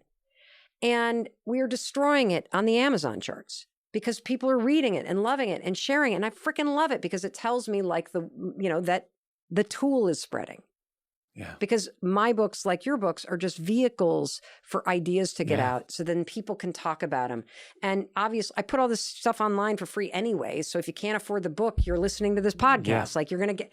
But so the New York Times puts out a monthly audiobook list. I self-published the audiobook. And in the back of my mind, I was saying, don't get your hopes up, Mel. Don't get your hopes up. You're not a publisher. You're a self-published author. They're very fancy over there. And so the audiobook list came out for the month of October. I clearly destroyed it. Like, I'm clearly the audiobook. We don't even make it. Like a complete and utter intentional snub. That was another night where I punched a wall and drank a couple martinis and lit up a joint and called a bunch of friends and felt really sorry for myself. And the next morning, I literally high-fived myself in the mirror. It took about 4 mornings of high-fiving myself to get over that sting because it felt personal. But I kept saying, something better's coming, something better's coming. Do you know, I figured out the better thing that's coming. Well, first of all, actual sales are better than a list. So let's just get that straight. But I'm human. We all want to be recognized. I was in the New York Times crossword puzzle today. Today? Yes. Isn't that not crazy? Another high five. It is the coolest thing. That's cooler than being a New York Times bestseller, I reckon. Don't you think? Yeah, I think it is. So it's a smaller club. I'm literally getting off the train and my text messages are blowing up from mates from the United States. And they've screenshot this and it says literally a 3-word down on the New York Times. And it said, motivational speaker, Robbins. And it was me. Oh. And you know what it was that made me so just blown away is that I underestimate the fact that people know who I am. I think that I am a person who has really screwed up a lot. And for a very long time, I have lived inside a body that was racked with anxiety and fight or flight and doubt and judgment. And it has been really hard to live in this body. Yes, I've been high functioning. Yes, I have still gotten okay grades. I've gone to great schools. I've had friends. I've been married for 25 years, but it has been a real bitch to live with this much unedgedness, this much stress, this much self-imposed condemnation, this constant, relentless drumbeat of what's wrong and someone's mad at me and I've screwed up again and just constantly feeling like nobody likes me and I can never do it right and it's all never going to work. And just this grinding feeling that when I finally started to attack the anxiety and understand it, when I finally started dealing with the childhood trauma that created a dysregulated nervous system in the first place, when I finally understood what was going on and came face to face with the woman in the mirror, and I started getting help and finding a new way, because I didn't want to continue living a life where I felt that stressed out and that anxious and that worried, and where the constant just noise in my head was negative. Now through the 5-second rule, through EMDR and psychedelic guided therapy, through traditional talk therapy, through the high five habit and practicing that since April of 2020, I have a totally different experience of being alive. And if I can save anybody the headaches, the heartaches, the struggles that I have been through, that I now realize that you have very simple tools at your disposal that you can use to move the needle on the things that are making you feel anxious and stressed and unhappy and just constantly on edge, that you can come back home inside yourself and reconnect with your true nature.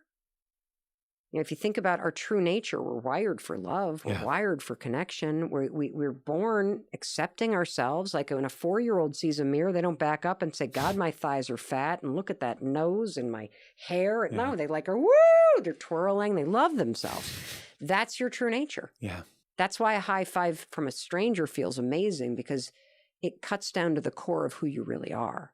A person who deserves to be seen, a person who deserves to be celebrated. And it begins with you. Yeah, it's so powerful, Mel. As you were describing your different experience of life now, you're still successful as you were, but you experience it differently.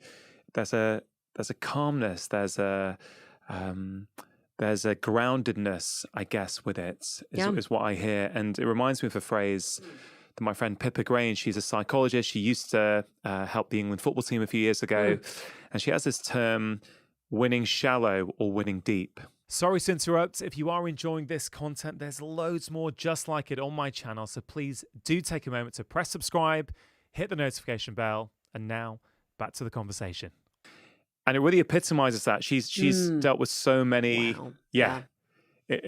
She's brilliant, and it's such a great phrase, because she's dealt with, you know, elite Premier League footballers, and you know, they've been walking up the steps to win the trophy, and on the inside they're feeling nothing. They thought from a young age, from the age of 8, I'll keep training, I'll get for a big club, we'll get into the cup, we'll win it, because they thought, like many overachievers, that actually winning that medal, getting that number, getting that job, getting the house, getting the car would make them happy. But it doesn't, because it's an inside job. And that's where I think this high five habit, it's not going to change everything, but it makes everything much easier. You know, you've still had therapy. Like, I feel someone who, let's say they've got childhood trauma. Yeah, I do. Everybody does. And who doesn't, really? Yeah, everybody does, yeah. On some level. And it's too hard for them to even address it and actually go and see someone. Well, the high five habit, I think, is your way in. Oh, of course, yeah. You start doing that. Yes. I think a few weeks down the line, you're going to be picking up the phone to someone and making an appointment. Because you realize you deserve it. Exactly. Yeah. Or when you're saying, when things didn't go to plan on this book launch, and I know all about that kind of stuff, that drink you poured yourself and that moan to your friends, that was one night, right? It seems to me like that high five habit, it just puts a flag in the sand and says, okay, you know what? We did that, but today's a new day. And today I see myself, I'm going to get on with it now. Yeah, it's like the way that a team shakes off a bad play and resets the game for themselves. And there's interesting research about that. In chapter 2, as you know, it's where all the research is. People love hearing about the study with NBA teams in the United States. So researchers at Berkeley wondered, are there habits in the preseason of the Professional Basketball League in the United States, habits in the preseason that can predict what teams are going to have a winning record? And in fact, there are. Yeah. And the habit in the preseason that determines what teams are going to have the winningest records are the number of pats on the back, fist bumps, and high fives that team members give one another. And, you know, it seems so implausible that the Wall Street Journal in 2011 did an independent study where they paid people to watch tapes and count it. Yeah. And in fact, it's true.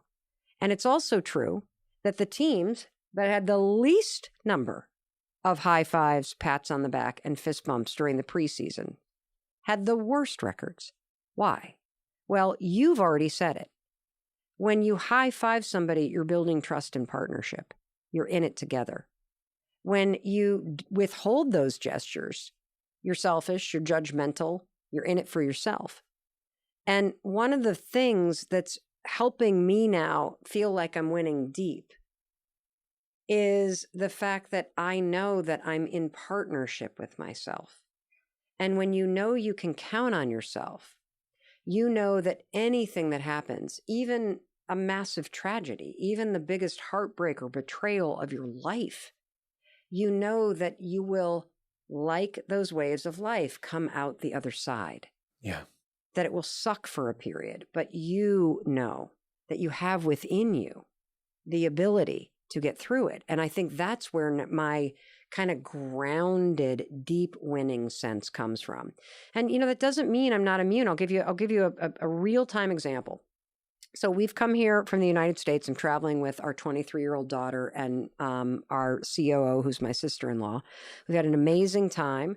And I was super proud and honored and excited, that you had us on your podcast. And so last night, because it's COVID, we've got to do all these tests, right? You got to submit all this documentation to even come to the UK. Then when you arrive on day 2, as you probably know, you've got to do this 2-day test. And then there's all this complicated stuff that you've got to then upload in order to get a pass so that you can then, be able to stay here. And then you got to get another test, and you got to get that test within a certain number of days. And you can't get that test unless you get the first. Like, it is so mind-blowingly stressful.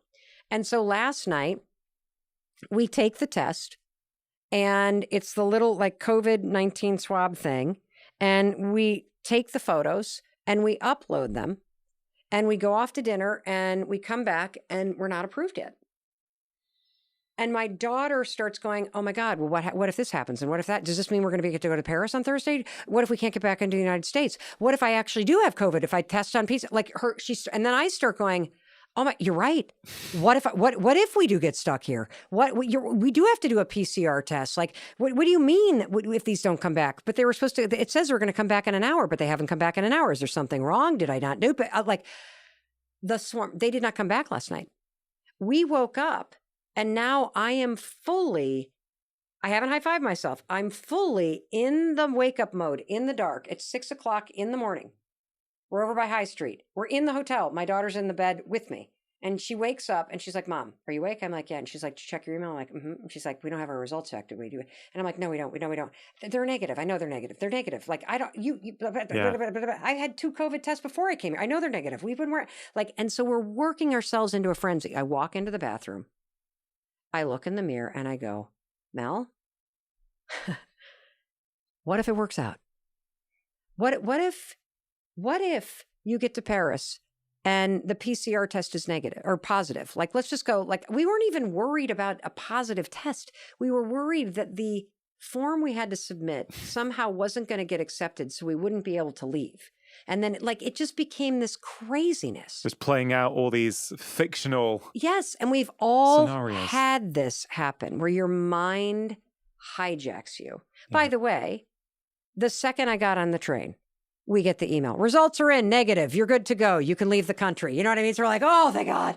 I wasted probably 5 hours sort of ginning this thing up with my daughter, allowing my mind to take me down a road that was absolutely ridiculous, which is part of the human experience. And it was, honest to God, a high five in the mirror and that pause. And this kind of this is going to be okay. And then my favorite kind of mantra, when I remember to use it, is, what if it all works out? What if? And then I said, well, Sawyer, what if it all works out? Let's just play this out. Let's just say we can't leave Britain. You've always said you want to live in London. Let's just say we can't get home for Thanksgiving. Maybe Dad and those two come over. Yeah. What if it all works out? Yeah. What if I record the audiobook next week here in London or Paris instead of going back home to the States? What if we can't leave? Yeah. What if it all works out? There's a beautiful section in the book on that, which I loved. And I think so many people will resonate with that. Maybe a different scenario, but this just hypothetical, then you just bleed time and hours. And before you know it, the amount of energy you've wasted on that is just incredible, isn't it? And it's incredible. And I'm telling that story because I want everybody to understand. Just because I'm sharing tools doesn't mean I always use them. Yeah. It doesn't mean that I have a disappointment or a stressful situation and my mind is suddenly zen. Like I am just as vulnerable to the waves of emotion carrying me downstream. But what I have developed, which is what I love this idea of winning shallow and winning deep. Yeah.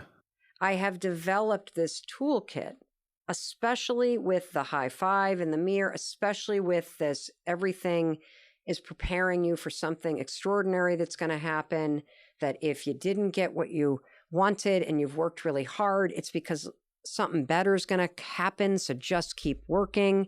Like literally, one of my favorite friends who grew up in London, Paul Wilmington, once gave me the best interview advice. Yeah. And he said, when you're interviewing for something, you go in there and you give 1,000%, you just light it up. And then when you walk out of that interview, forget it ever happened and go and focus on being amazing at what made them want you in the first place. Yeah. Because if you don't get that job, you weren't meant to. And something better is coming. Yeah. And what I love about that, Mel, is we've got a choice in life, right? You can choose not to believe that. You can choose to believe that I didn't get that job. Man, that was my dream job. Everything would have been perfect. It was in the right city, the right salary. I've been working for that.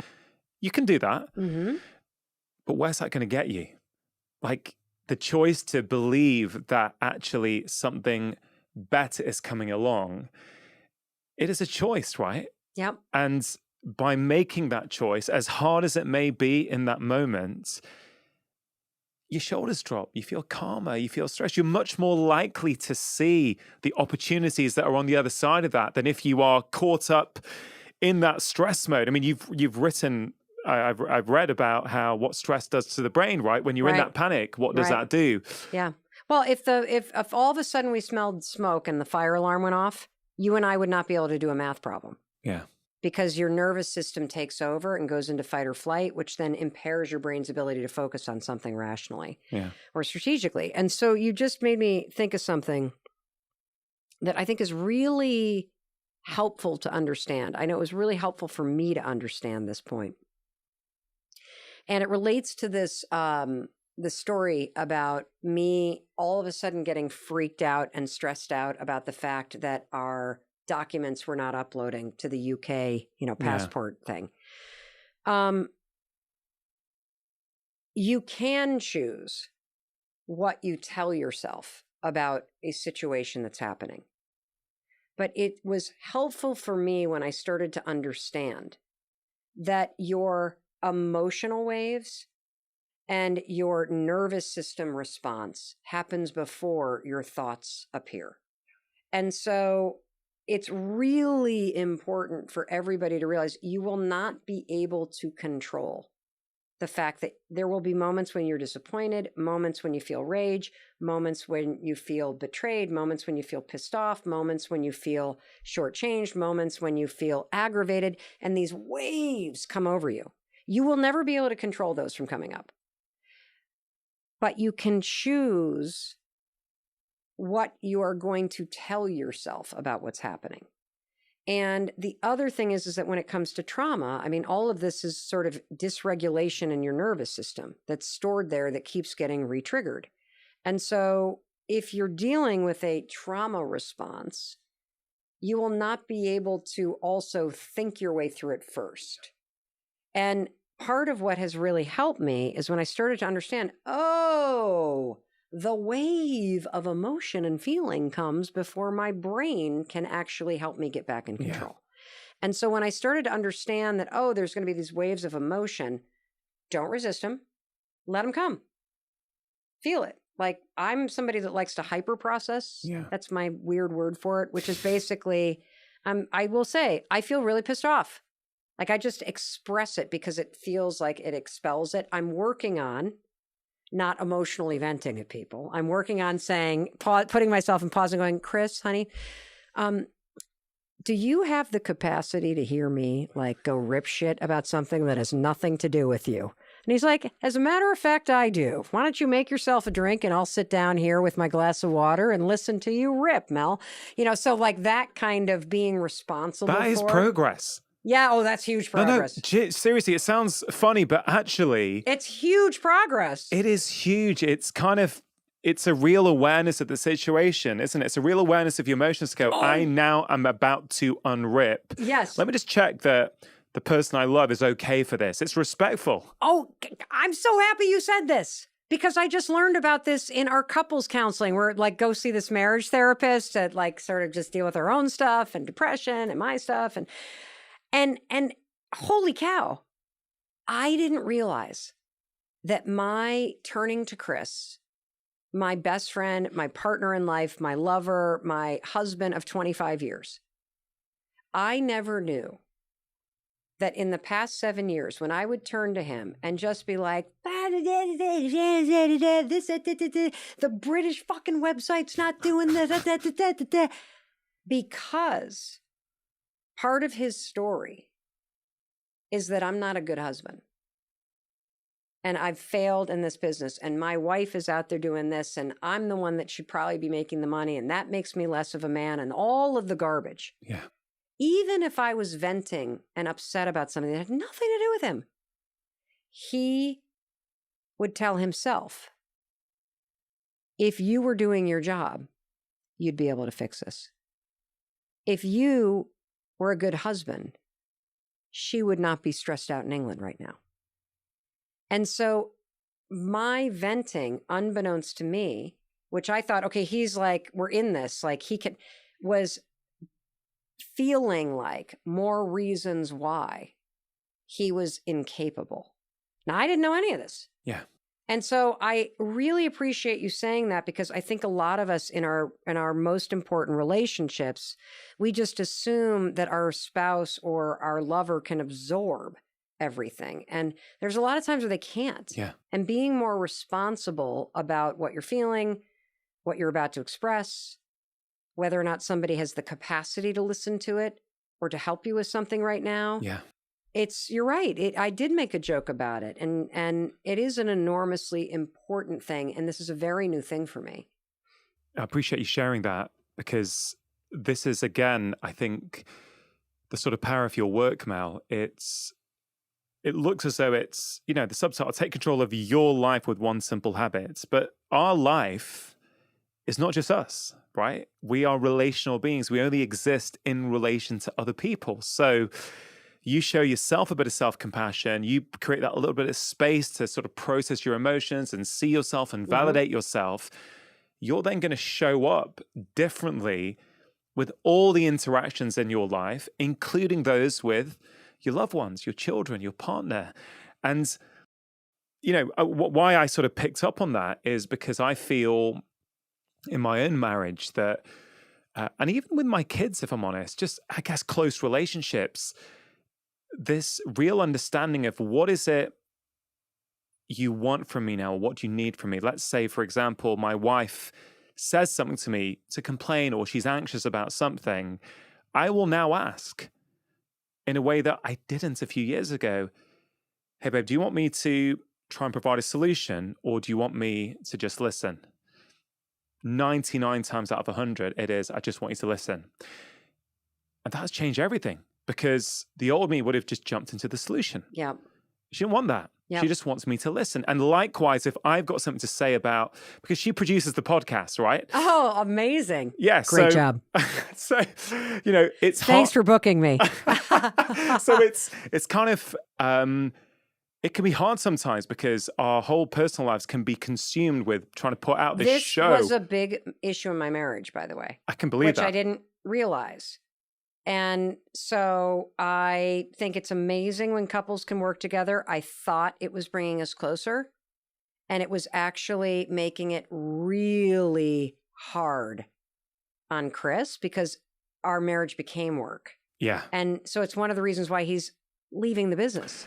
Oh my God. Well, literally this morning before you showed up, Vid and I were talking, and we have decided that we're going to look for a new producer because she's brilliant at it, but it's just too much. The show's too big now. There's too much intensity to get this show out every week.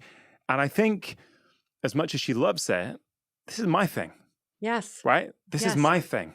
I've chosen to do this. She's helped me with this thing, but it's not her thing. And it's taken a while to get to that point, but we're kind of feeling quite free and thinking, okay, now we have to find someone. Oh, I'm sure it'll get flooded now that that's out on the air. Yeah, but it's kind of that sort of, I'm really proud of you guys because we got so busy and sort of stuck in our roles, both in the company and in our marriage, that I think for Chris in particular, he couldn't see a way to break it apart without feeling more disappointment that he had failed there too. And I couldn't see a way to having somebody else take over his role as the COO because I trust him with my life. And so we were both in these habits that felt broken, but it was just patterns of thinking that were broken. And, I got to give Chris the credit because he is the one that said, we got to go talk to somebody about this. Yeah. I mean, that's it's really wonderful to hear that. And you've come out the other side off that. Still going. Yeah. But in relation to the point about being respectful to others, because work takes up so much of our personal life as well as professional life, like I will always ask or try my best to, and likewise with it, it's like, look, I just want to ask you a question about the podcast or about production schedule, is now a good time? Yep. And even that small thing, it's kind of really cool because it's like, you know what, or I could say, hey babe, I really don't want to talk about work at the moment. Can we leave it till tomorrow? Right. It just opens up, instead of someone trying to say it and the other person getting really frustrated, like, oh, I'm trying to unwind now. Why are you bringing work in? Which could also happen.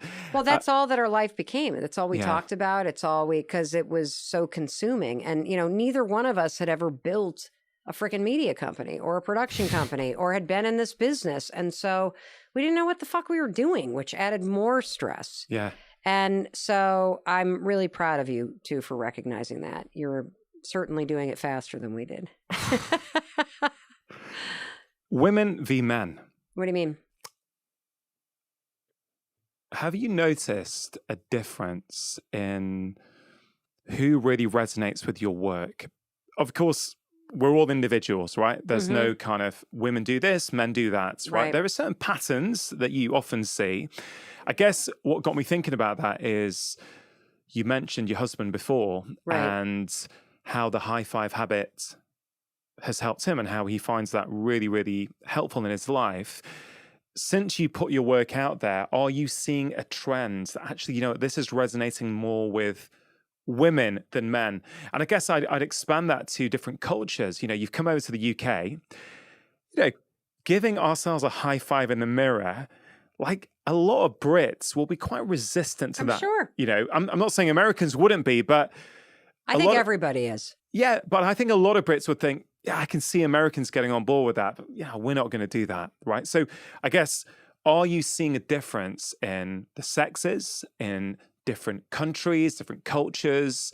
Just in your experience, I'm really interested because I think this is a universal habit that can help all of us, but who is this landing with the most? Well, I mean, so I could unpack your question a million different ways. So first of all, personal development content, it's consumed 85, 90% women. Yeah. I think most people would probably be surprised to hear that in any kind of health or wellness or mindset or personal development category, even though most of the hosts are male, most of the listeners are women. That's number one. And it's always been that way. Yeah. Women buy books, women go to seminars, women are consumers of this content. And so, of course, I resonate with women because that's who tends to be consuming the content. That said, I've spent, 6 years as one of the most booked speakers on the corporate circuit. The biggest brands in the world. I mean, JP Morgan's hired me 51 times. Starbucks hired me when the two gentlemen in Philadelphia were arrested and they closed down Starbucks global operations for a day. I was one of 3 speakers they brought in to train 174,000 people. And so, because of the respect that I have, speaking about how human beings change, speaking about habits, speaking about how to motivate and inspire other people to show up as their best. I have a large male following on certain platforms.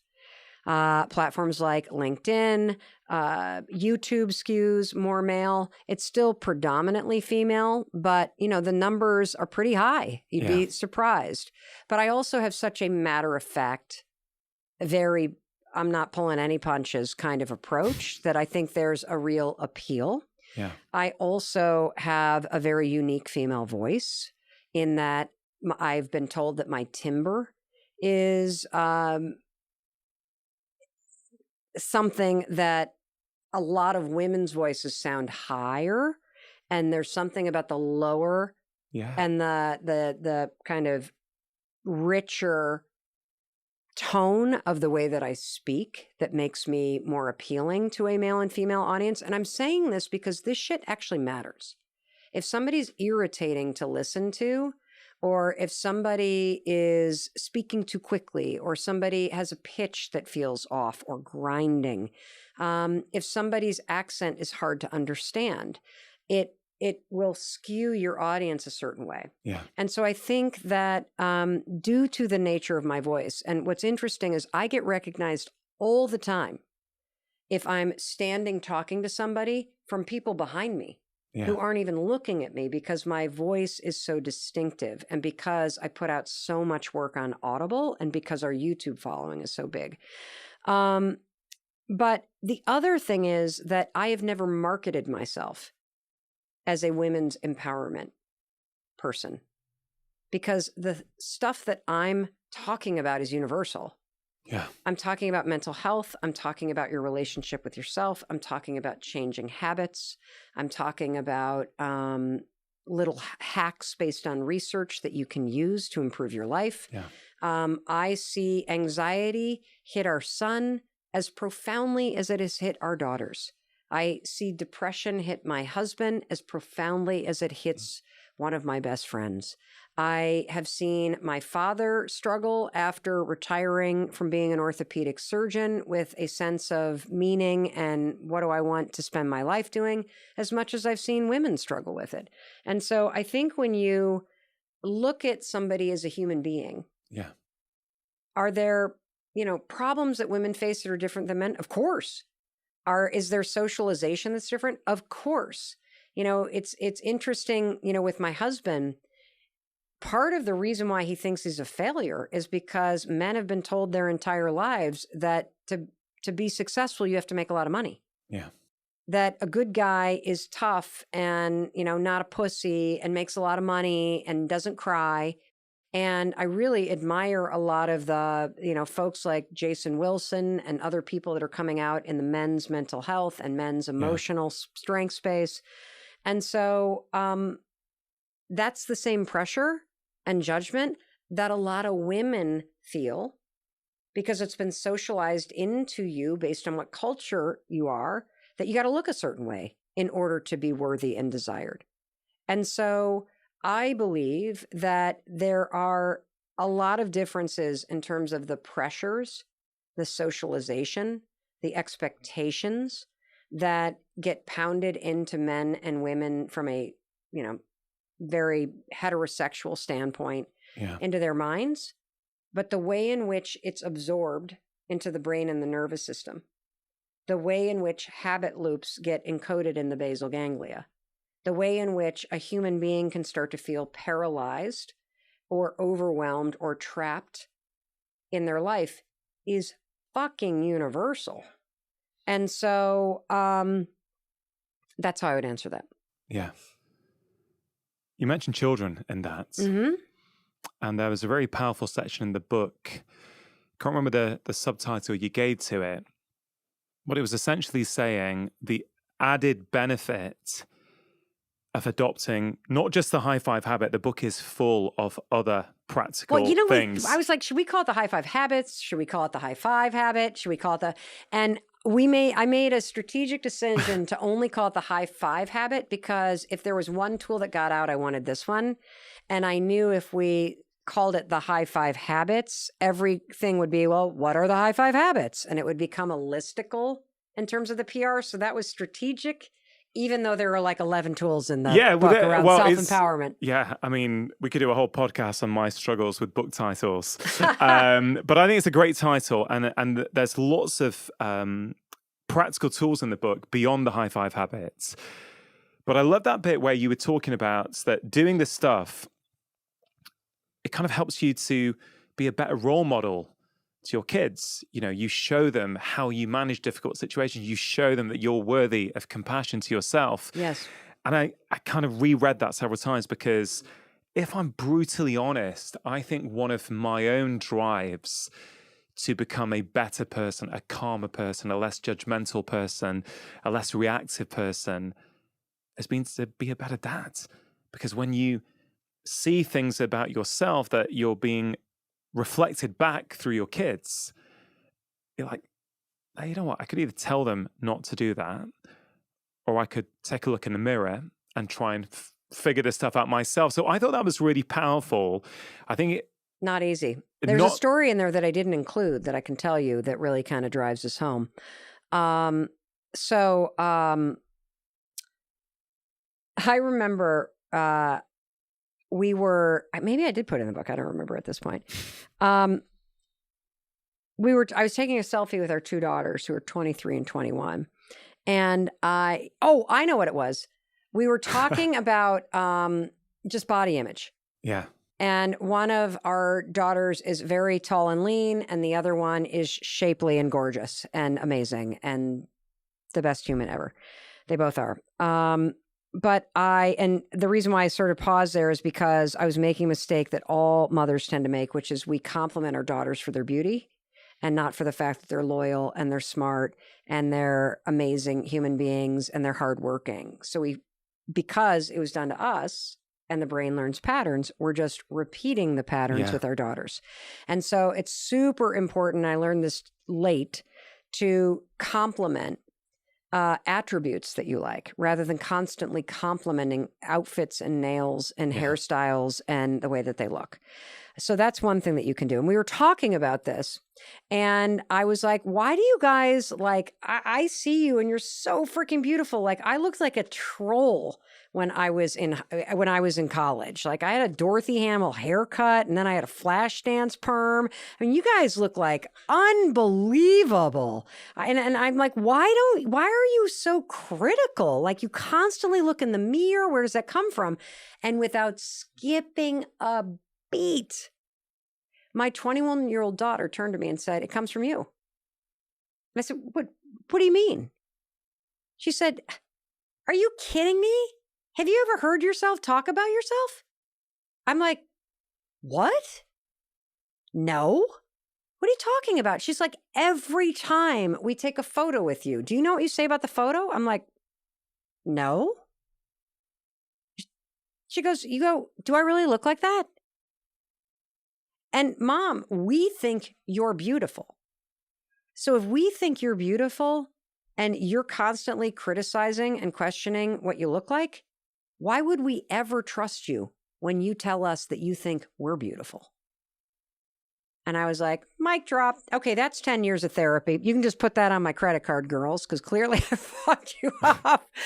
But and I laugh because otherwise, what are you going to do?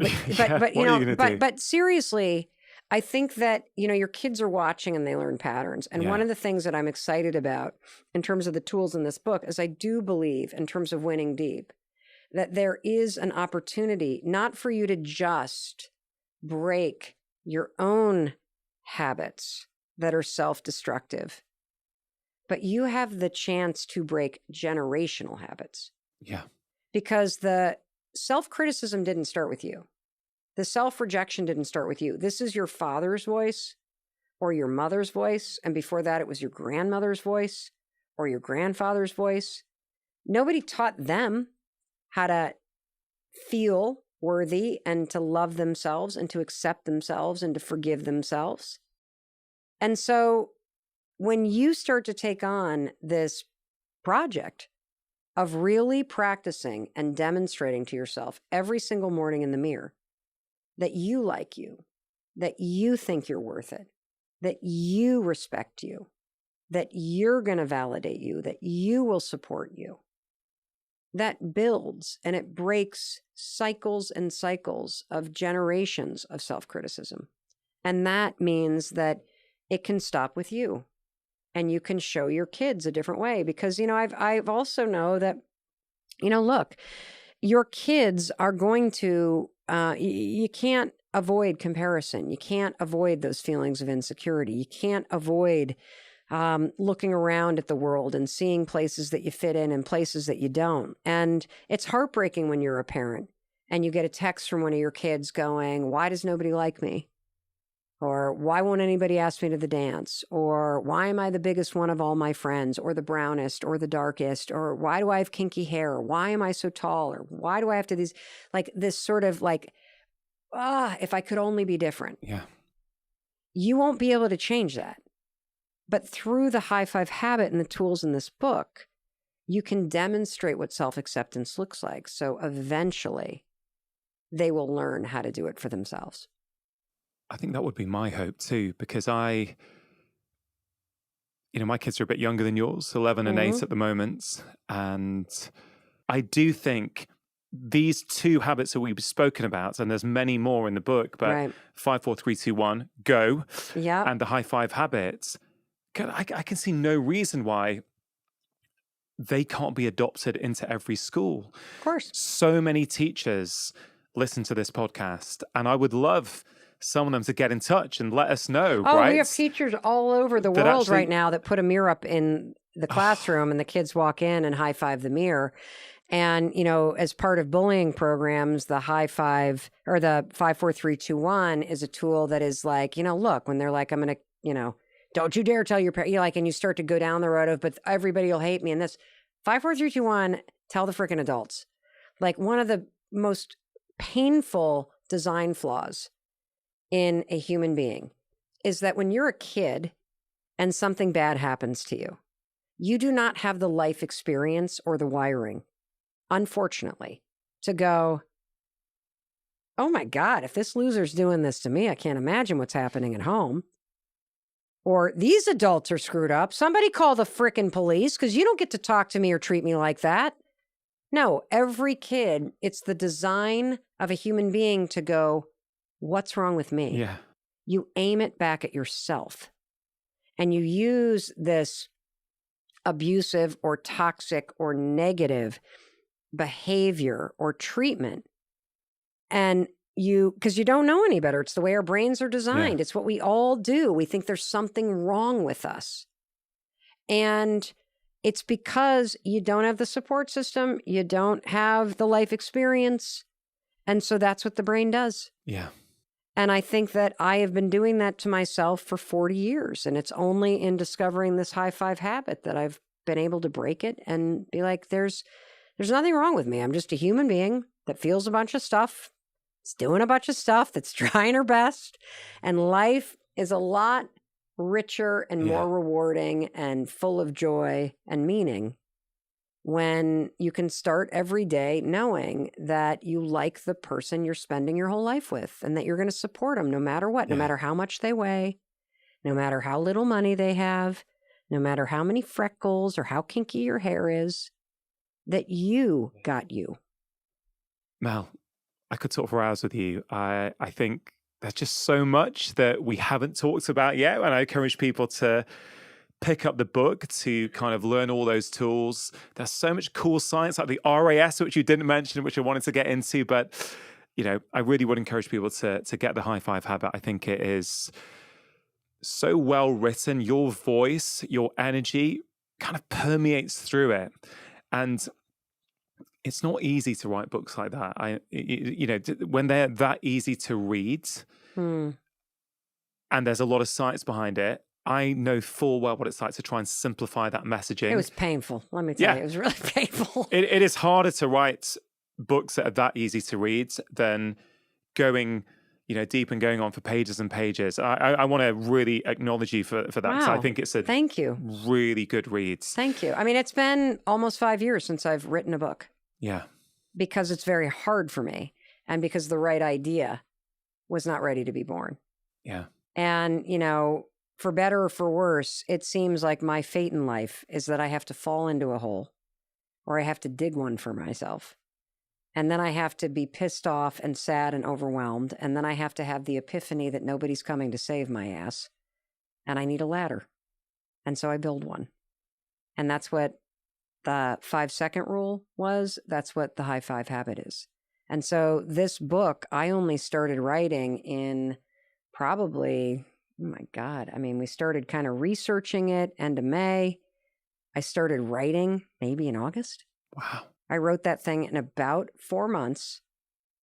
And then when I looked at the first draft, I realized I was writing it for fancy pants people like you who have a degree so that you would see the research. And it was so boring. And in 14 days flat, we tore that book apart and rewrote it because I realized I was coming back to that credentialed thing of wanting to seem smart.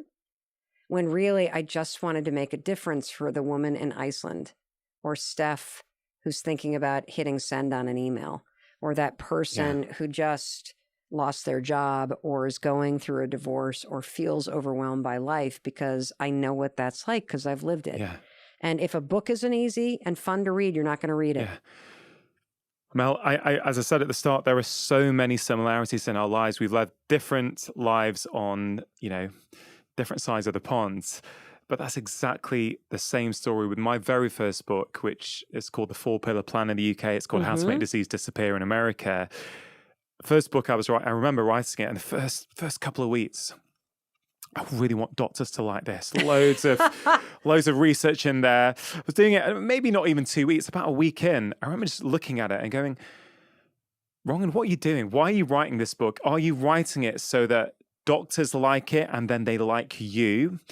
Or are you writing it to help people? And I went for a long walk in nature and I was like, no, I know I have got a way of putting these messages out that's going to help people because I know I can do it one-on-one with patients. That's why I'm writing it. I threw out the manuscript. I started again. I thought, right, you're going to have that reader in your mind throughout this entire process. And it's just so wonderful to meet someone else who's gone through that same process. Even just a year ago, you were going through it. This podcast is called Feel Better, Live More. When we feel better in ourselves, we get more out of our lives. Right at the end of what for me has been an incredibly enjoyable and deep conversation, what are your sort of final words of advice and wisdom for people listening and watching as to how they can start to get more out of their lives? You only get one life. And I want you to enjoy it.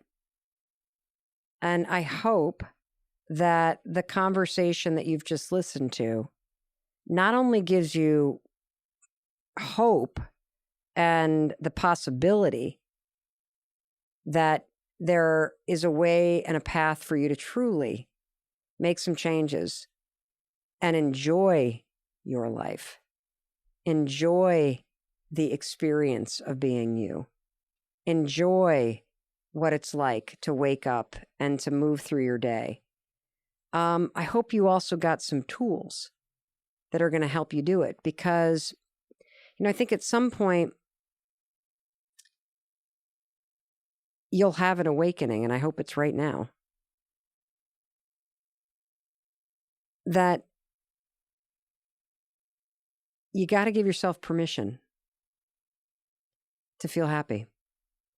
You got to be willing to say, I don't want to feel like this anymore because I know deep in my heart I'm meant to feel better.